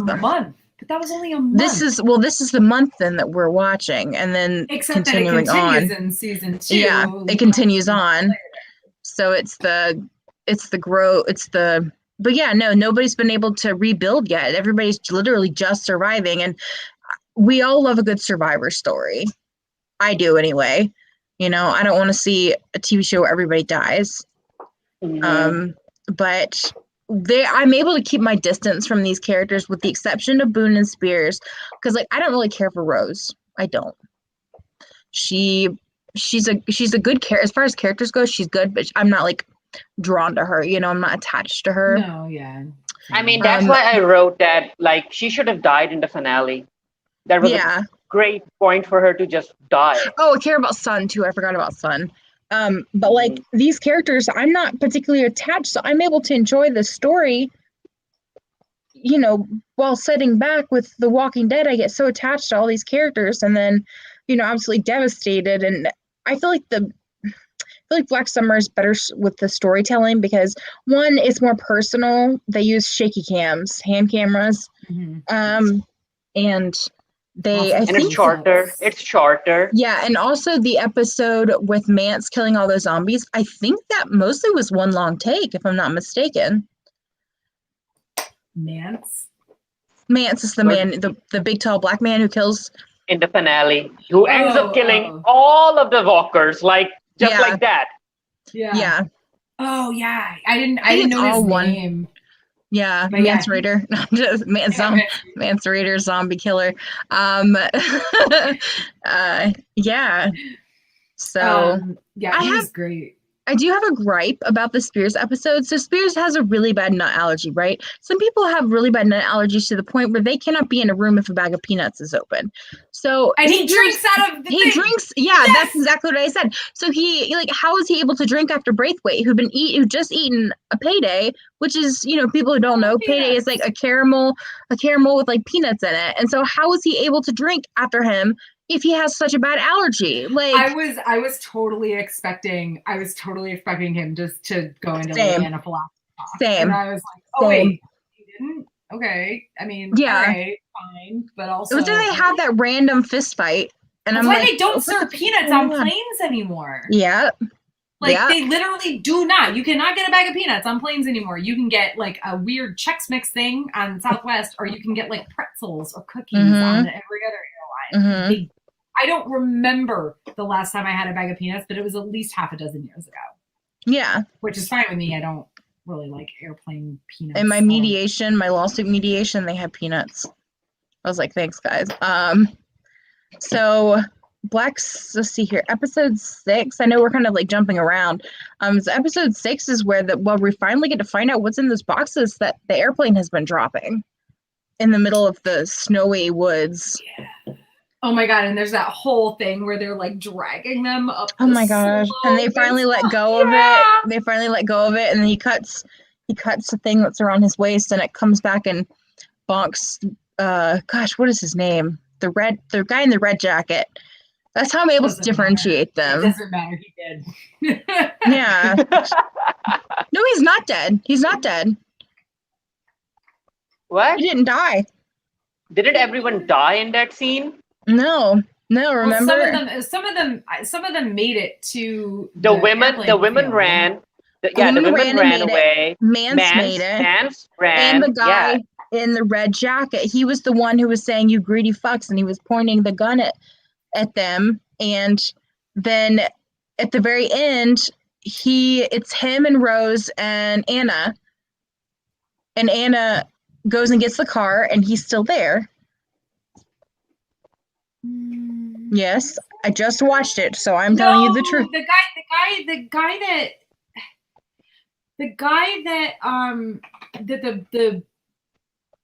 Oh wait, no, you're right. I'm wrong. Yeah, Sorry. that's a different person. He wasn't there. It like messed up his leg or something, and he was trying to crawl away, and the other guy had turned into a zombie. And they all die. Like, and you don't see what happens, but I mean, you know. But he's dead. Yeah. But okay, you're right. He was one of the army looking guys, and he kept yelling, "Earn your keep, ladies! Earn your share!" Like. Yeah, so you're asking these two women who, you know, are very clearly not the strongest of the bunch to be the anchors, and definitely not the heaviest, and you're asking them to be the anchors? Like, yeah. But I guess that's how it had to happen for them to live, let's be real. To be honest, and they just gave up. I was like, okay. They just gave up. They were like, yep, bye. I mean, I'm not sure I wouldn't have either. Like they could not do it. Like the whole thing was just stupid. Like, oh, we're gonna get this up this hill or something, and we're all gonna split it. First of all, I don't trust that would have happened at all. But I mean, my outside of them, like the ski lodge thing. Kills me. Like Boone had it right. He's like, everybody's always trying to go to the next thing. Why don't we just stay here? And yeah, maybe he knew the way to the airport. Maybe he knew the pilot, whatever. But like they found that lodge and it's got generators with fuel and only food. For a few days though. 30 days or something. He said propane for 30 to 40 days. No. That's what Boone said. They had a whole lot. Like it could have lasted them months. If they had cut every ounce of power that was not necessary and lived in like 2 rooms. Why did they say that then? Why did he say for 30 or 40 days worth of propane? I feel like I just watched it this evening, so like I know maybe he did, but like you can't.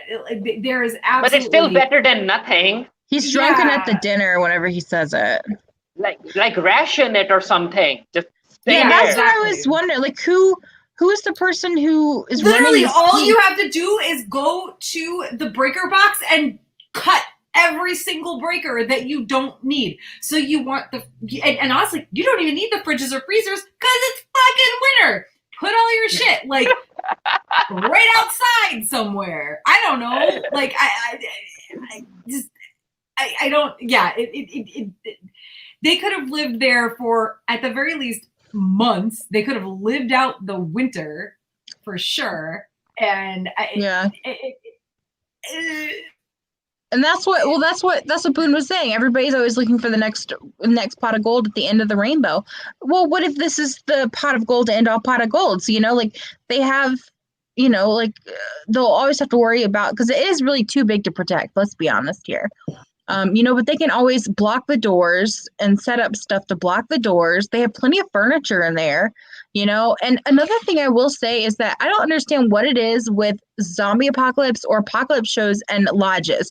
Okay, we have Black Summer. We have Sweet Tooth. We also have a small hunting lodge in Fear the Walking Dead.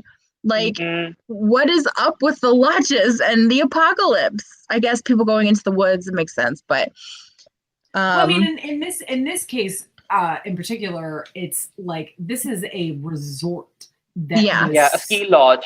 Yeah. And the whole thing happened in the summer, so like there wouldn't have been that many people there to begin with, probably. Ski lodges, they can get a little bit busy in the summer, but I mean, someone trapped those zombies in one of the rooms that Anna found.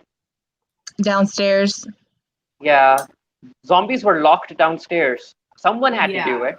The doors are all open too, which is weird. Like not like swinging open.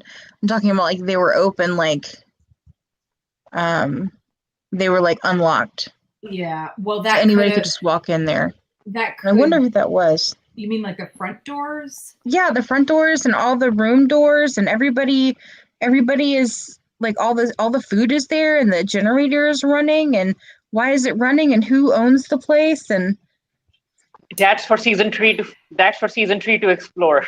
I hope they go back to the lodge and stay there. They won't. Well, I guess she missed the plane, so they might not have a choice. Because most of this season and the last season was filmed in Canada. I believe this was filmed in Alberta. They all film in Canada. I looked it up. Calgary it was season 1.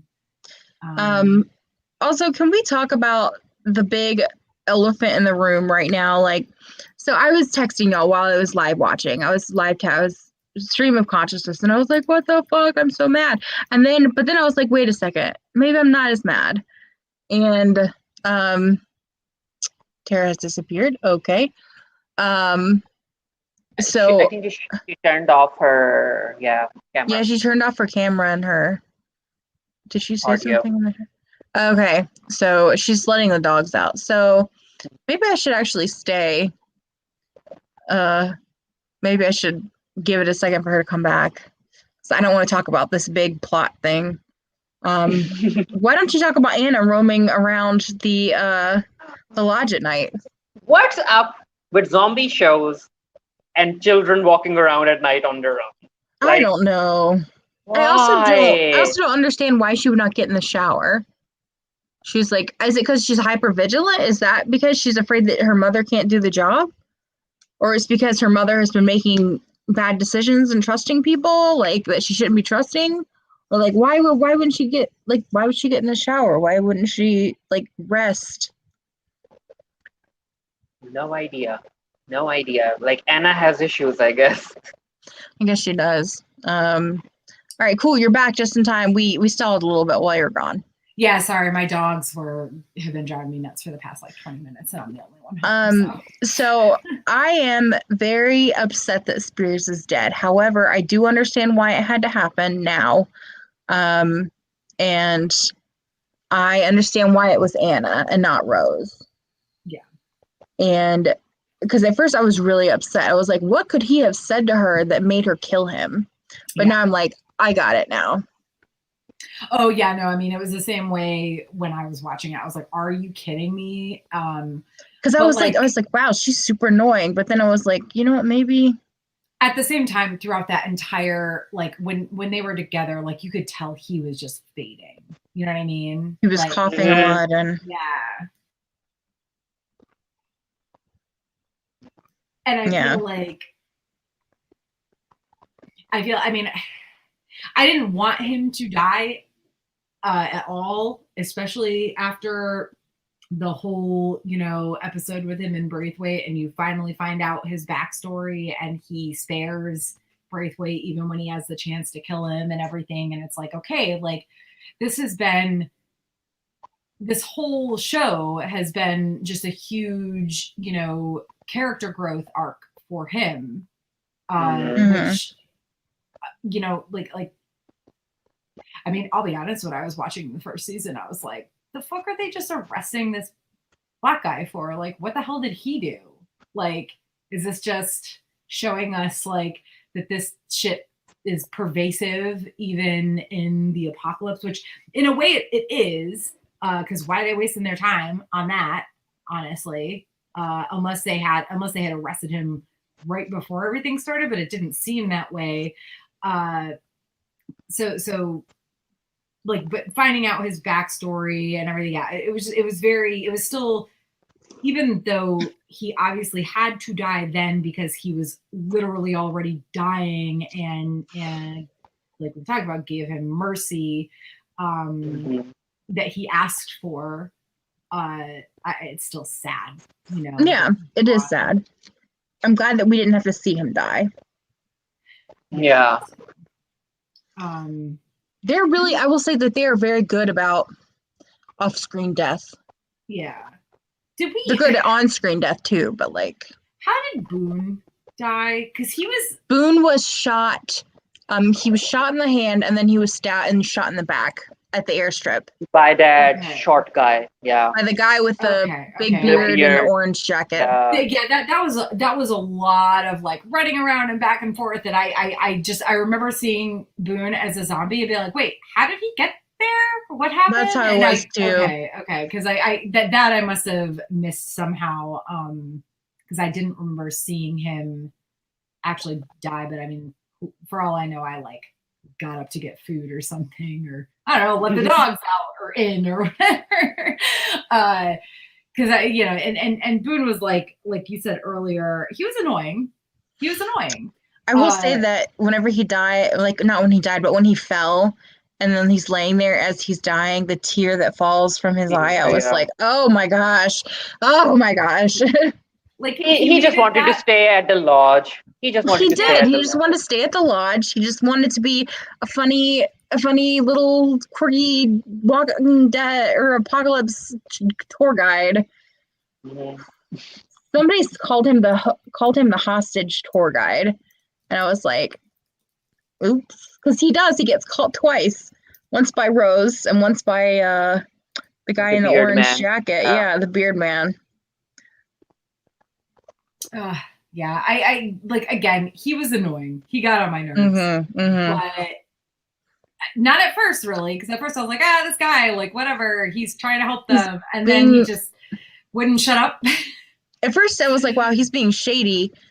And then, what is that? How did I get here? Okay, there.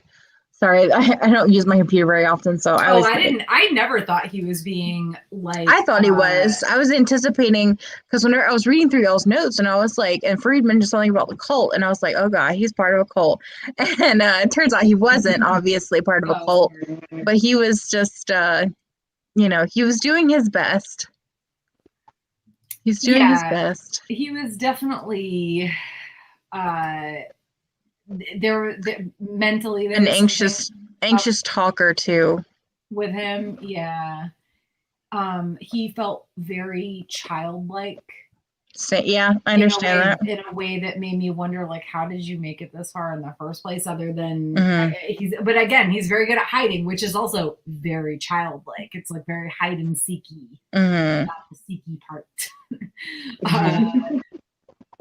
But yeah, no, I was sad that he died, but I also was kind of shocked he lived as long as he did. And then of course they all get to the airstrip, and it's just one big chaos, chaotic mess. Like I don't know. Like I'm glad Sun at least like made it out, and I'm hoping that doesn't mean just worse or more bad things for her in the future. She's gonna be the last man standing. I hope so. She deserves it, man. She not really does. Is she a badass, but everything, like she is constantly just good. She's the only one who I mean, not knowing who she was beforehand, of course. But even throughout, it's like we don't know who Spears was beforehand, really. Like if you ignore the fact that he was had been like arrested or whatever, like he seems to be, he's helping people, but he's also real angry about it. Yeah.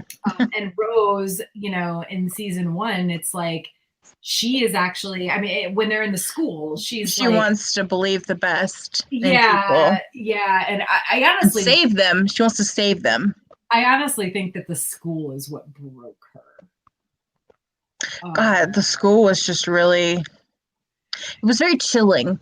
One of the things I wanted to talk about was like, what do you think was the creepiest thing that happened in either like if you were to take both seasons and say what is the creepiest thing or the worst thing that these people had to endure, and I'm like the rave warehouse and the shit that was going on there in the background. Oh, that was very uncomfortable to watch. So uncomfortable, but it wasn't creepy. It was just bad. You know what I mean? Bad as in morally bad, as in this makes me super. I hate this, but it wasn't like chilling or like uncomfortable. it wasn't like a chilling thing. It was uncomfortable and it was bad, but the school thing was just straight up fucked up. Like now the cult was eerie, but they were already dead. Right. But the school 100%. And we don't know what happened beforehand, other than that they all, they all ended things, presumably by their own choice, which wearing yellow, which in this type of situation, it's like cult or no cult. Yeah, I mean, what are you gonna do? But and it's like the one guy that's left because he couldn't, go through with it, and he's like apparently the leader. Like, yeah, sure, that's also. And they walk in and it's just the dead bodies and it stinks and it's just so creepy. But like the school, like you said, chilling. Like those and the fact that they get out of that school and that kid goes back and puts the doorstop in, and that's going to happen to somebody else. Like, that is going to keep happening until they run out of food or whatever, and then God only knows what's going to happen after that. Like, it is Lord of the Flies times, like it is, yeah. Well, it's Lord of the Flies, but it's also not, because like they whatever their own hierarchy is, like they're clearly all together in this. They did kill. Yeah, they respect it. Yeah. They did kill one kid though, didn't they? They threw him off a building. Maybe. Who was it that they threw off the building at the end of that episode? Wasn't that an adult? Yeah, it was an adult. It was an adult. Yeah. It was either the dead body of the deaf guy, or it was that, because they also had somebody in like a torture chair. Mm-hmm. They had an adult. They threw an adult. Okay, because they all went up to the top of the roof, and I thought they threw another kid off, but it was a similar clothing color. I'm pretty sure that I think that you're right. It may have been Brandon. I think it may have been Brandon that they threw off the roof. Who was the deaf guy? Which, that was the him and Velez were just the school broke Rose, and Rose was like, you know what, I'm not taking any chances. And that's kids that. You know what, I feel like if The Walking Dead, if all those kids from The Walking Dead had gotten together in a school, they all would die immediately because they're fucking horrible. Your face, Fareed, you're like, let's it's like a battle royale. Let's put the kids from The Walking Dead and the kids from Black Summer together. Actually, chopping all of them down. This is maybe a good poll for our Twitter. What's the creepiest thing? The children, the school and the children in season 1, the cult in the Spears episode of season 2. What was the third thing that we talked about? The rave thing. Oh, the rave warehouse. Yeah, the rave warehouse. Which was the worst / creepiest thing, because all 3 of them were bad in their own right. I think the cult was kind of the least of the 3, because again, we didn't. It was in the past. We didn't see how any of it happened. Still creepy as hell, but we didn't see how any of it happened. So it could have been way worse. The school could still be happening, right? The school thing could still be happening. And neither the rave warehouse nor the cult are, but I still feel like different people might have different opinions on which was the worst. But my God, like I saw somebody say something like, oh my God, what these people went through in season 1. And I was like, oh, what did they go through? And then like we got to the school and I was like, oh God, this has to be what people are talking about, right? Because wow. So, all right, so I have the Yellow Cult season 2, the Rave Warehouse season 1, the school season 1. Did we want to put up with the itching woman? Oh yeah, Mama and her boys. Which is that's probably like that actually might be worse than the cult, but itchy, scratchy, and itchy, scratchy, and Freddy. I'm just gonna put the itching woman. Well, but make sure you mention her sons. Because I can't. I can't. Oh no. Yeah, her name was Rhonda. Rhonda. Hold on. What is it? Itchy, scratchy, and Too laggy. many. Yeah. Yeah, it's too many characters. The mom and 2 sons. Black Summer, season 2. I mean, since Farid reminded us of Freddy, I remember Freddy, but so Freddy and let's see. Season 1, season 2. The Cold. Freddy, Luke revealed to be a veteran. No.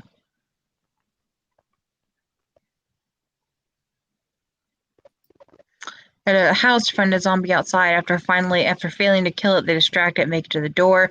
His aggressive younger. So Freddy, Sonny. So it's Freddy, Sonny. No, Rhonda is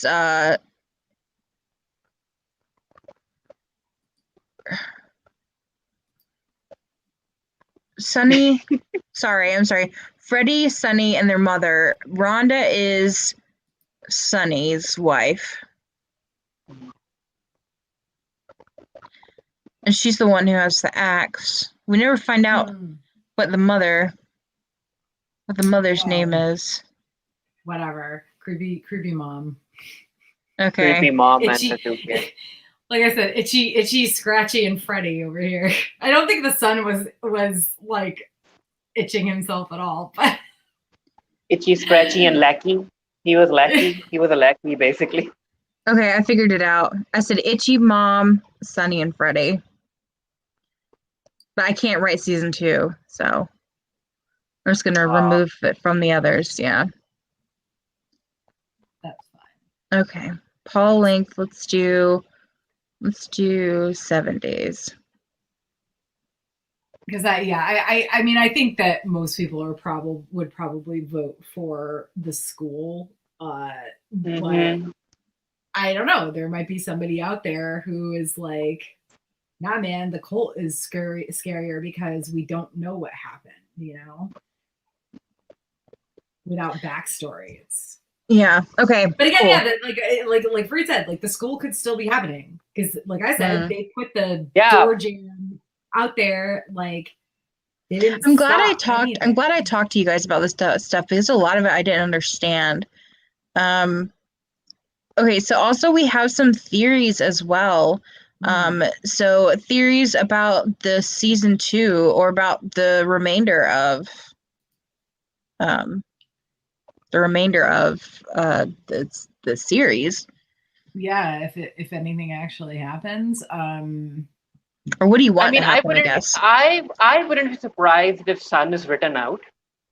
And season 3 just focuses on Anna and Rose going further north or something. Like I wouldn't be surprised if they just wrote out Sun. I hope they don't.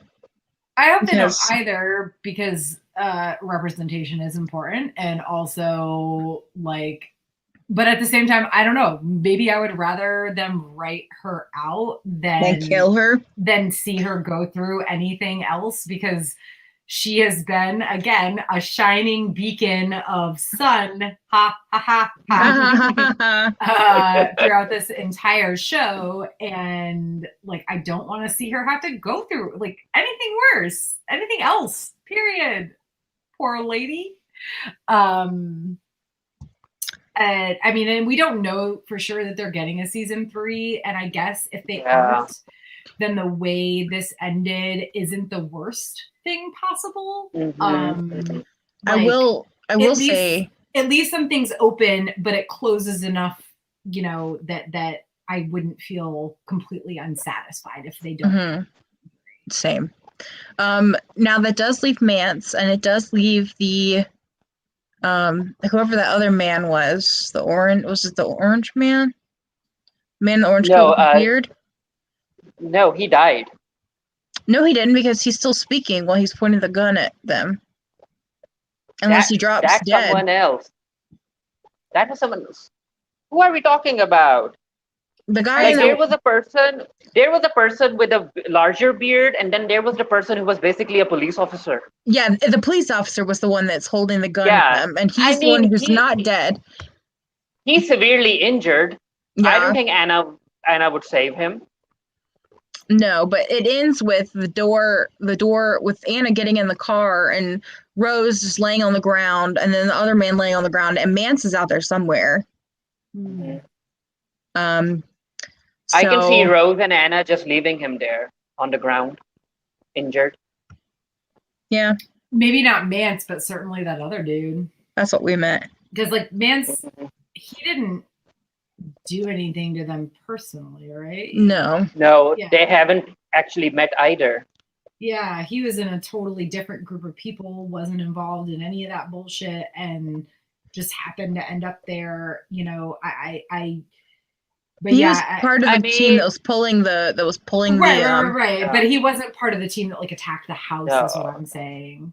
I mean, if I was Rose, I would be like, hey, what about the zombies that were running around? Mance would be like, I took them all out on my own. And I would be like, yeah, come with us then.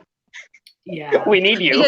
because he attacked the zombies to draw them away from Anna and Rose. Mhm. yeah, Yeah, they need someone like Mance with them. So yeah, I guess we might end up seeing these three characters again in season 3. Sun, I don't think so. But yeah, could be wrong. I mean, again, And of course, I'm a whole lot torn of new about characters. that. Yeah. A Who whole will bunch get- of new characters. Who will get random? Actually, you know what? Maybe we'll see that guy, the injured guy. Maybe we'll see him turn into a zombie and like Lansday. Maybe. Just like pillaging his way for a little bit in the first episode of season 3. I mean, I really do hope we get a season 3 of the show. This is the bitching dead, so of course I'm gonna bitch about some things. But when it comes down to it, we watched.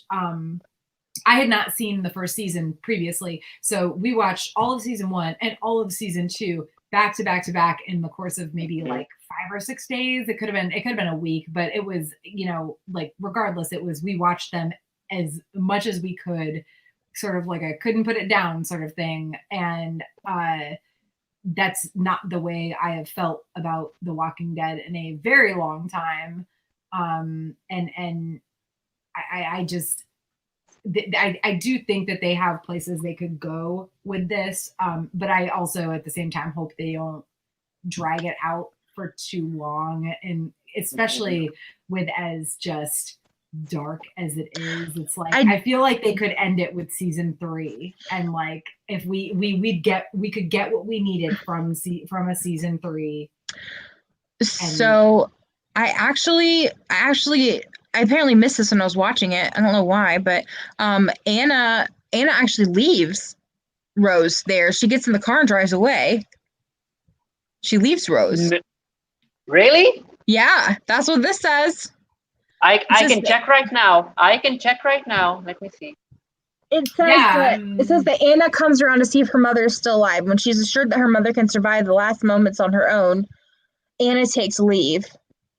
The future seasons will perhaps see her acquiring center stage in the absence of her mother. So I mean, what's the source, Becca? What's the source? TheCinemaholic.com. I don't trust them, but let me go to the last episode. I'm watching the last episode. Okay. Let's see what happens. Anna's with the car. Come on. I feel like there's a hint that she might leave her mother, but I don't think it's actually a thing that for sure happens. I don't remember thinking she definitely left, but I could be wrong. Hey, I've been wrong before. Very rarely, but you know. I mean, she's bringing the car to her mom. She's not getting out. All of them are looking at each other. And the scene ends. So Anna doesn't drive away? She doesn't shut the door even, right? She doesn't do anything. She's just in the car and she's looking at her mom. Yeah. Hold on a And second. that's it. And Anna just like lays on the ground. You mean Rose? Rose, yeah, Rose is on the ground. Yeah. She looks at her, but she doesn't Drive away. Yeah. Right. Not that we see anyway. That's so weird. That's so weird. Why would they say that? Unless, hold on. To get the clicks or something. Who knows? No, it's not advertised that. Let me look in the Wikipedia. Okay, I have Wikipedia. Da la la. Oh, here it goes. It says that Anna arrives, seeing Rose alive, she gets in a car and brings us to the outs. Rose does not get in, which frustrates her. On the plane, the pilot is shown to speak Korean. And that, yeah. So we don't know. We don't know if she drove off. Maybe she did. Maybe the website you're reading from knows something. Maybe. They have an insider. Who knows? So this is a theory of mine, or well, not a theory. It's actually more of a hope because I've seen Z Nation. I love it. I haven't rewatched it in a while because I don't feel like it's ready for a rewatch yet. I would love to see some of the characters from Z Nation coming in. Now there are, like, for example, the army, the two army guys at the very beginning. I'd love to see Doc. I'd love to see. Let's see here. I mean, with Z Nation, like, it's finished. They can bring in the character. It's not as if the characters showing up here are going to mess up Z Nation. Yeah, so we can bring in Addie and her boyfriend. We could bring in there's some characters that we meet during the show. So, we can, and there's some characters that we already know what happened to them before the apocalypse, So, but I mean, with them going up north, they can like meet Citizen Z or something. Wasn't he in the Arctic or something? Yeah, CZ was in the Arctic though, and he was not. And we already saw him because he was brought in as a hacker. And they were like, "How would you like to work for them?" Yeah, so there's an opportunity that we can. Oh, that's right. There is an opportunity that we can see a lot of these characters shown in you never know. So I would love to see some of the stuff that's mentioned in Z Nation be kind of folded into Black Summer. They need to show more cannibals. Come on, they need to show them. I honestly would love to see some more cannibals, even though we've already had cannibalism in The Walking Dead. But I would love to see more. Because they keep talking about it, but they aren't showing it. But there's a difference between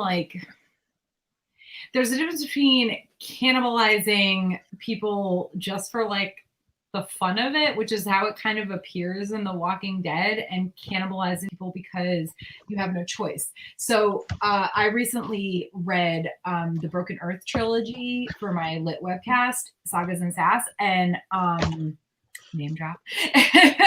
And in the Broken Earth trilogy, the whole thing is like there's these fifth seasons. So every once in a while, the fifth season happens where they have to, like, they've got supplies and they're prepared and everything. But if it lasts long enough, they have no choice but to be cannibals. And now, gross, and I don't think I could do it. Maybe I'm wrong. If I got hungry enough, I think I would probably eat a person before I'd eat a dog or a cat. As bad as that sounds, but like, in this series, they're not killing people to cannibalize them.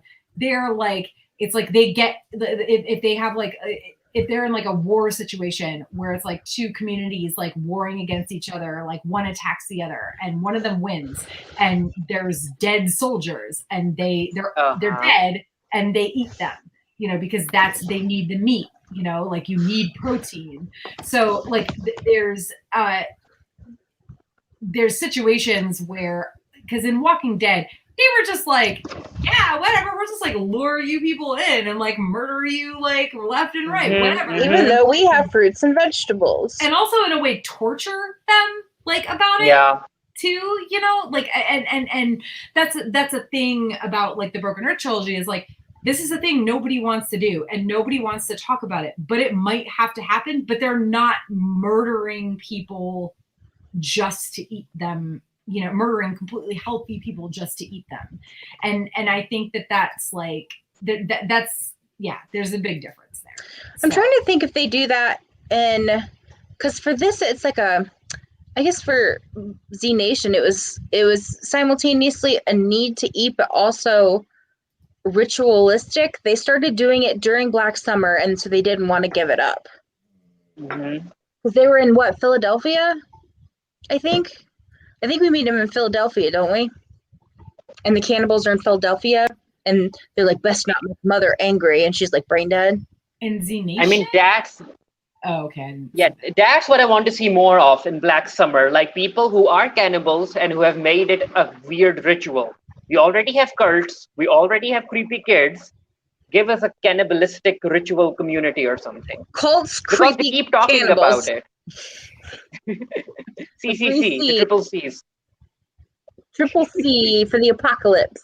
Creepy. Well, I mean, and children. they mention it in Black Summer.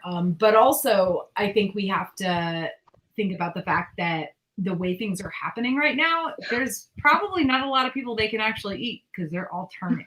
Well, he did mention, I will say though that Braithwaite did mention the way he mentioned it, it's like it's common that people are eating people. Like, you know, like he's like, yo, you a cannibal? And Spears is like, what the fuck? Like, so I think it's pretty common that people are beginning to eat each other, because I think that, which is kind of weird though, because you would think that the food would not run out by then. And also like, but it could also mean basically eating the zombies that you kill. They just turned, or they're about to turn, and you just kill them and you eat them. Never thought we'd be having a talk about cannibalism on this webcast, but here we are. Well, I mean, keep in mind though that like vegetables and fruits and dry goods and canned goods can only get you so far. Now, granted, canned goods can have soups have meat in them. Spam is meat, you know, and I think that we are soon, you know, the way Braithwaite talks about it, I feel like it's more of it's maybe more of like a culty version of things, because like at this point it's still early enough that all that stuff still exists. A culty version of what? A culty version, like they're cannibalizing people by choice, not by necessity. Yeah. And because but for real, like protein deficiency is a big issue. Like it can cause you can lose your balance, you can like it fucks up your metabolism, you get, you know, you can lead to anemia because your cells don't get enough oxygen, you get overtired, and that's just the early signs. If you have zero protein, because the other thing is like cheeses and milk and the other things that give you some protein, they don't last, they go bad, you know. So when those are all gone, and when you also have to have a fatty protein too, like you can't live like when the canned goods are all gone, all that stuff, like then it becomes a necessity to find meat somewhere, because it becomes a necessity to find protein somewhere, and you're not going to get the protein from not meat sources that you need if it gets that bad. So yeah, I mean, I feel like this early on, it's kind of, it's probably one of those, like, choice. It's probably one of those like, haha, did you hear about those crazy people eating people? Ah, so quirky. And it ends up being a sex cult, and the eating term is basically what people couldn't understand, and it ended up becoming a rumor about actually eating people. Yeah, that could be a thing. Because the sex, it's simultaneously, because they used prostitution to lure those guys to their deaths in Z Nation. Remember, they come in with tasers and they zap them, and then they cut them up and put them on meat hooks.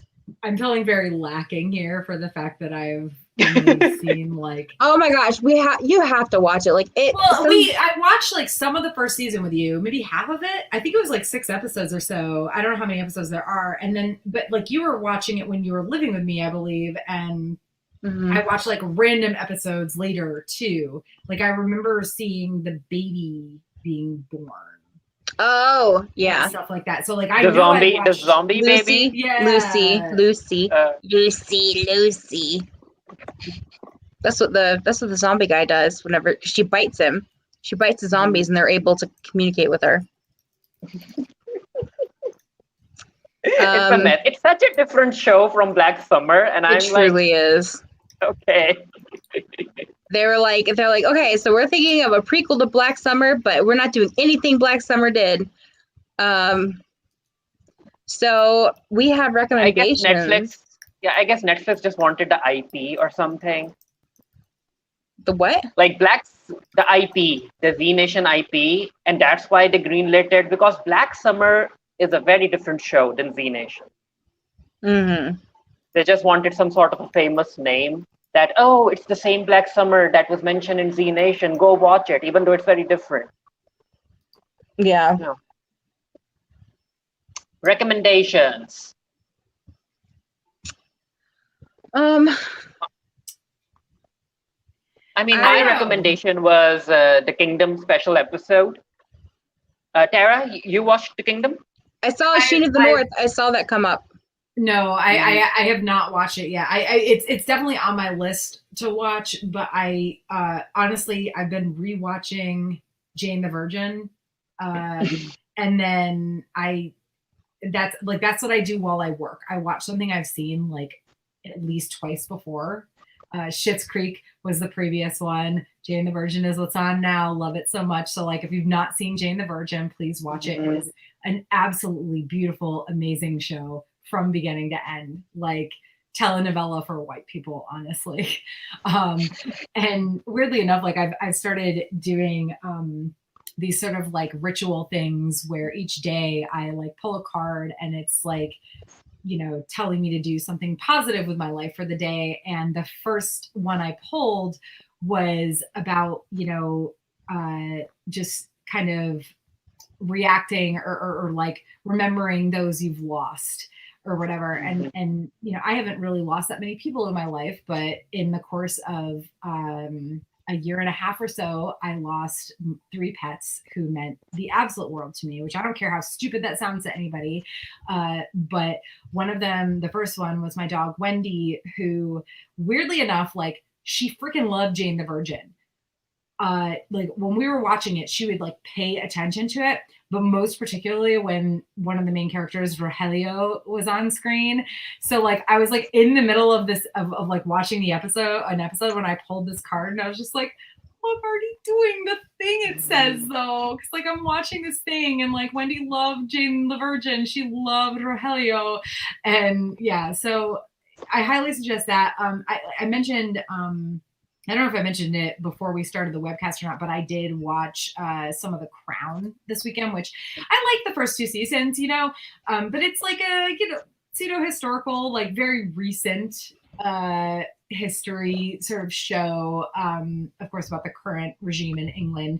And the 3rd season started out really slow, but actually got like really good, and it was very moving.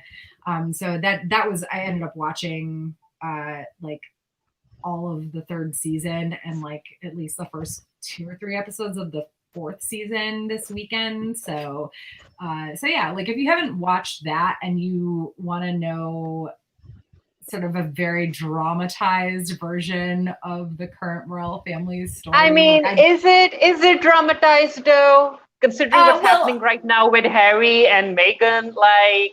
Oh God, yeah. Can you wait for like season 6 or whatever when they go through that? Well, I mean, imagine writers dramatizing the actual Harry and Meghan thing. Like, I know, right?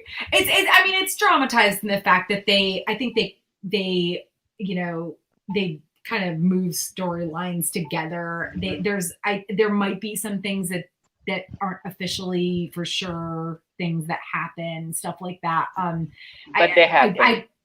Yeah, they happen behind closed doors. Yeah, but yeah, so it does get a bit slow at times, but it's still really interesting, I think, to realize that you're watching something that has, for all intents and purposes, happened in real life. Like, maybe not all of it in your lifetime, but like in your parents' lifetime, in your grandparents' lifetime, because it starts right after World War II. So yeah, it's not for everybody. I absolutely get that, but I definitely lost myself in it the first 2 seasons when I watched them years ago. And then again, like this weekend, I was like, I need to watch something that Dean wouldn't be interested in because he was working all weekend. So I started watching season 3, and then he came home and he started watching it with me, and now he's super into it too.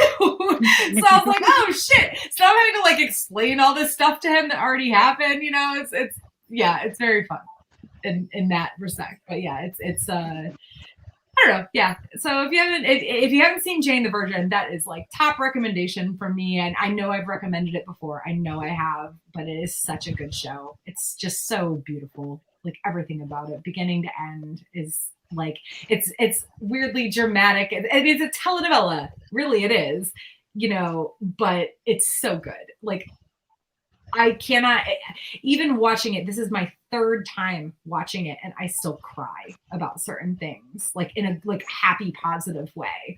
So yeah. Highly suggest Jane the Virgin, and also, I suggest The Crown if you think that might be something you're into. Becca? So I recommend Gunpowder Milkshake, even though the ending was not to my satisfaction, but it was to everybody else who watched it. I liked it. I mean, well, I expected it.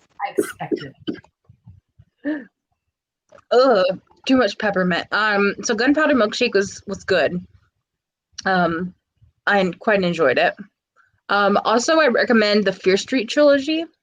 Queer representation, POC representation, queer POC representation. I definitely suggest. I mean, it's basically about 2 lesbians, right? Yeah, through time. Yeah, more or less, except for the second one. But I definitely recommend all 3 of those. I watched them with a friend, like in person, and instead of like watching them over the computer. So it was really nice to have that company while we were watching the movies. And neither of us had seen this. I watched the first one.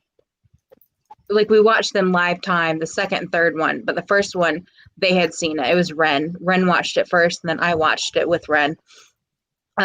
So that's my speed of horror. I like that kind of stuff.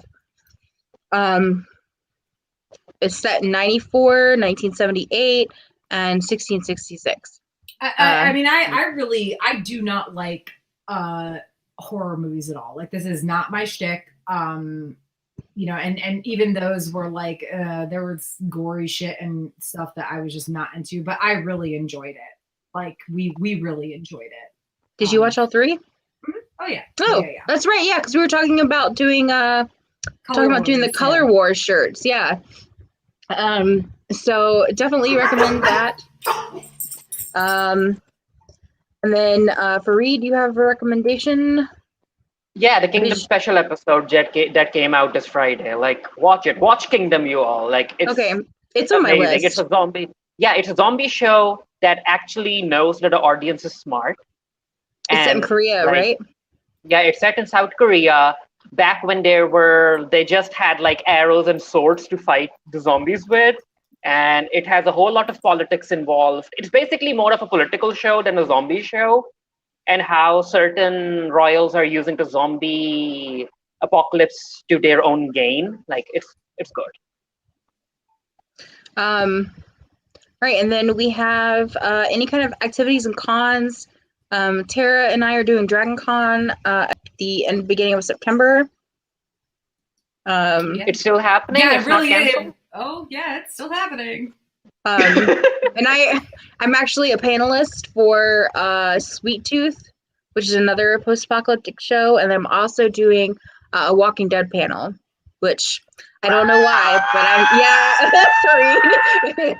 I am. I'm doing a Walking Dead, the world of the Walking Dead. So we'll be covering Fear the Walking Dead, The World Beyond, the origin stories.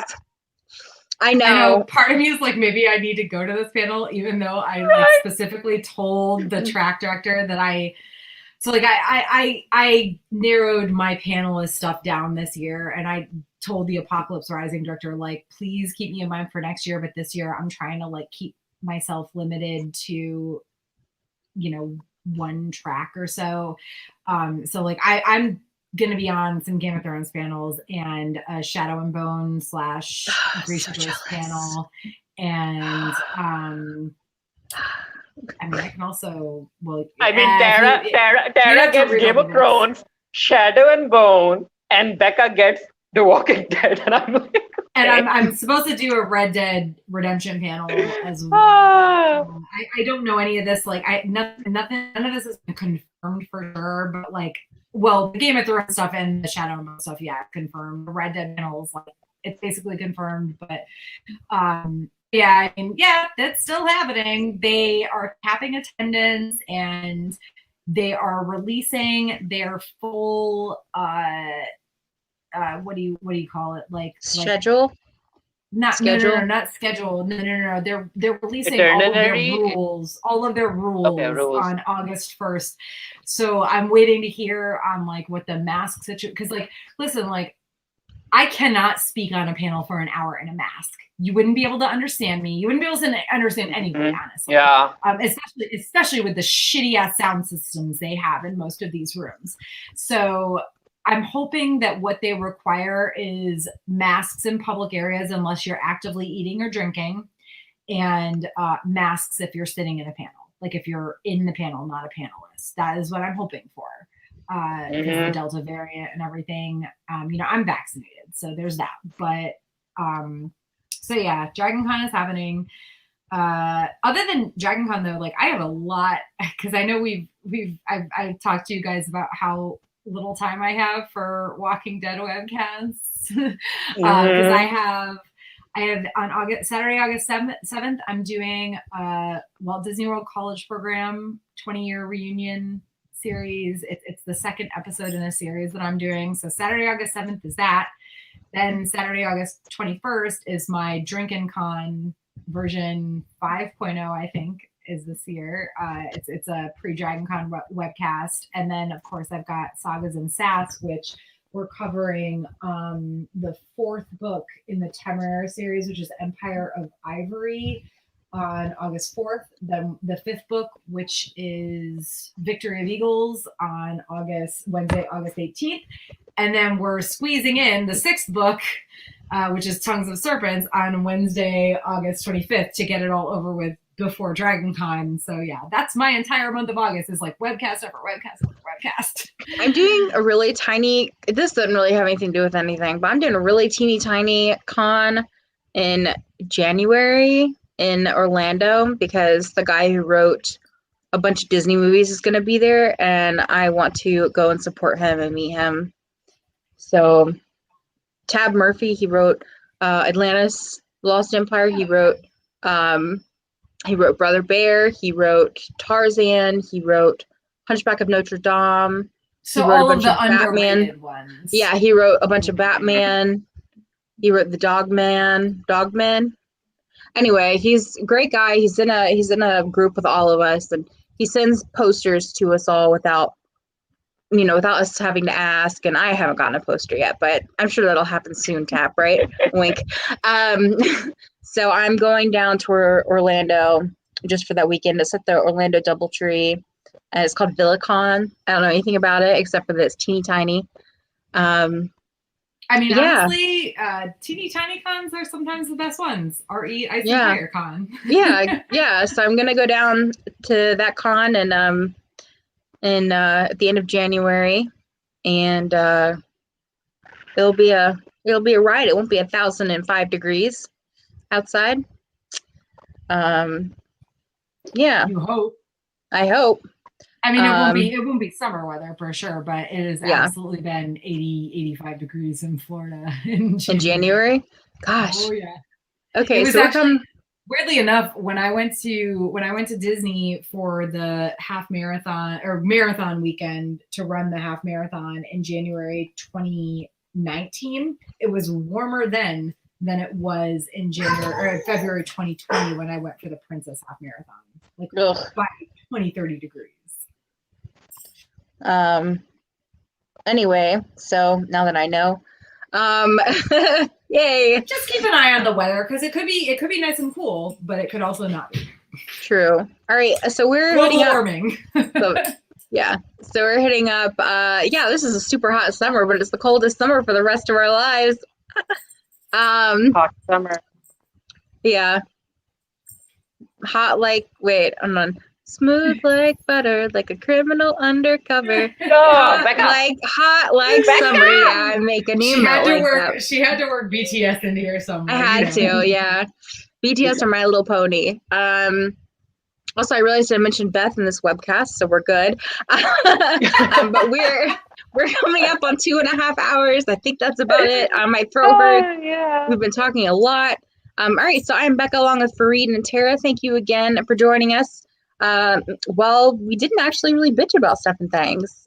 We talked about the Black Summer with the Bitching Dead. Please follow the Bitching Dead and the Geekery on Twitter. We do surprisingly actually do recommend watching Black Summer.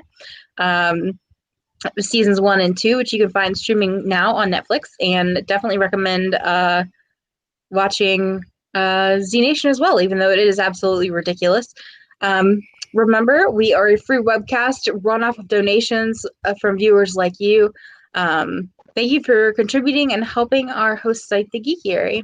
Have a nice evening, everybody. Bye.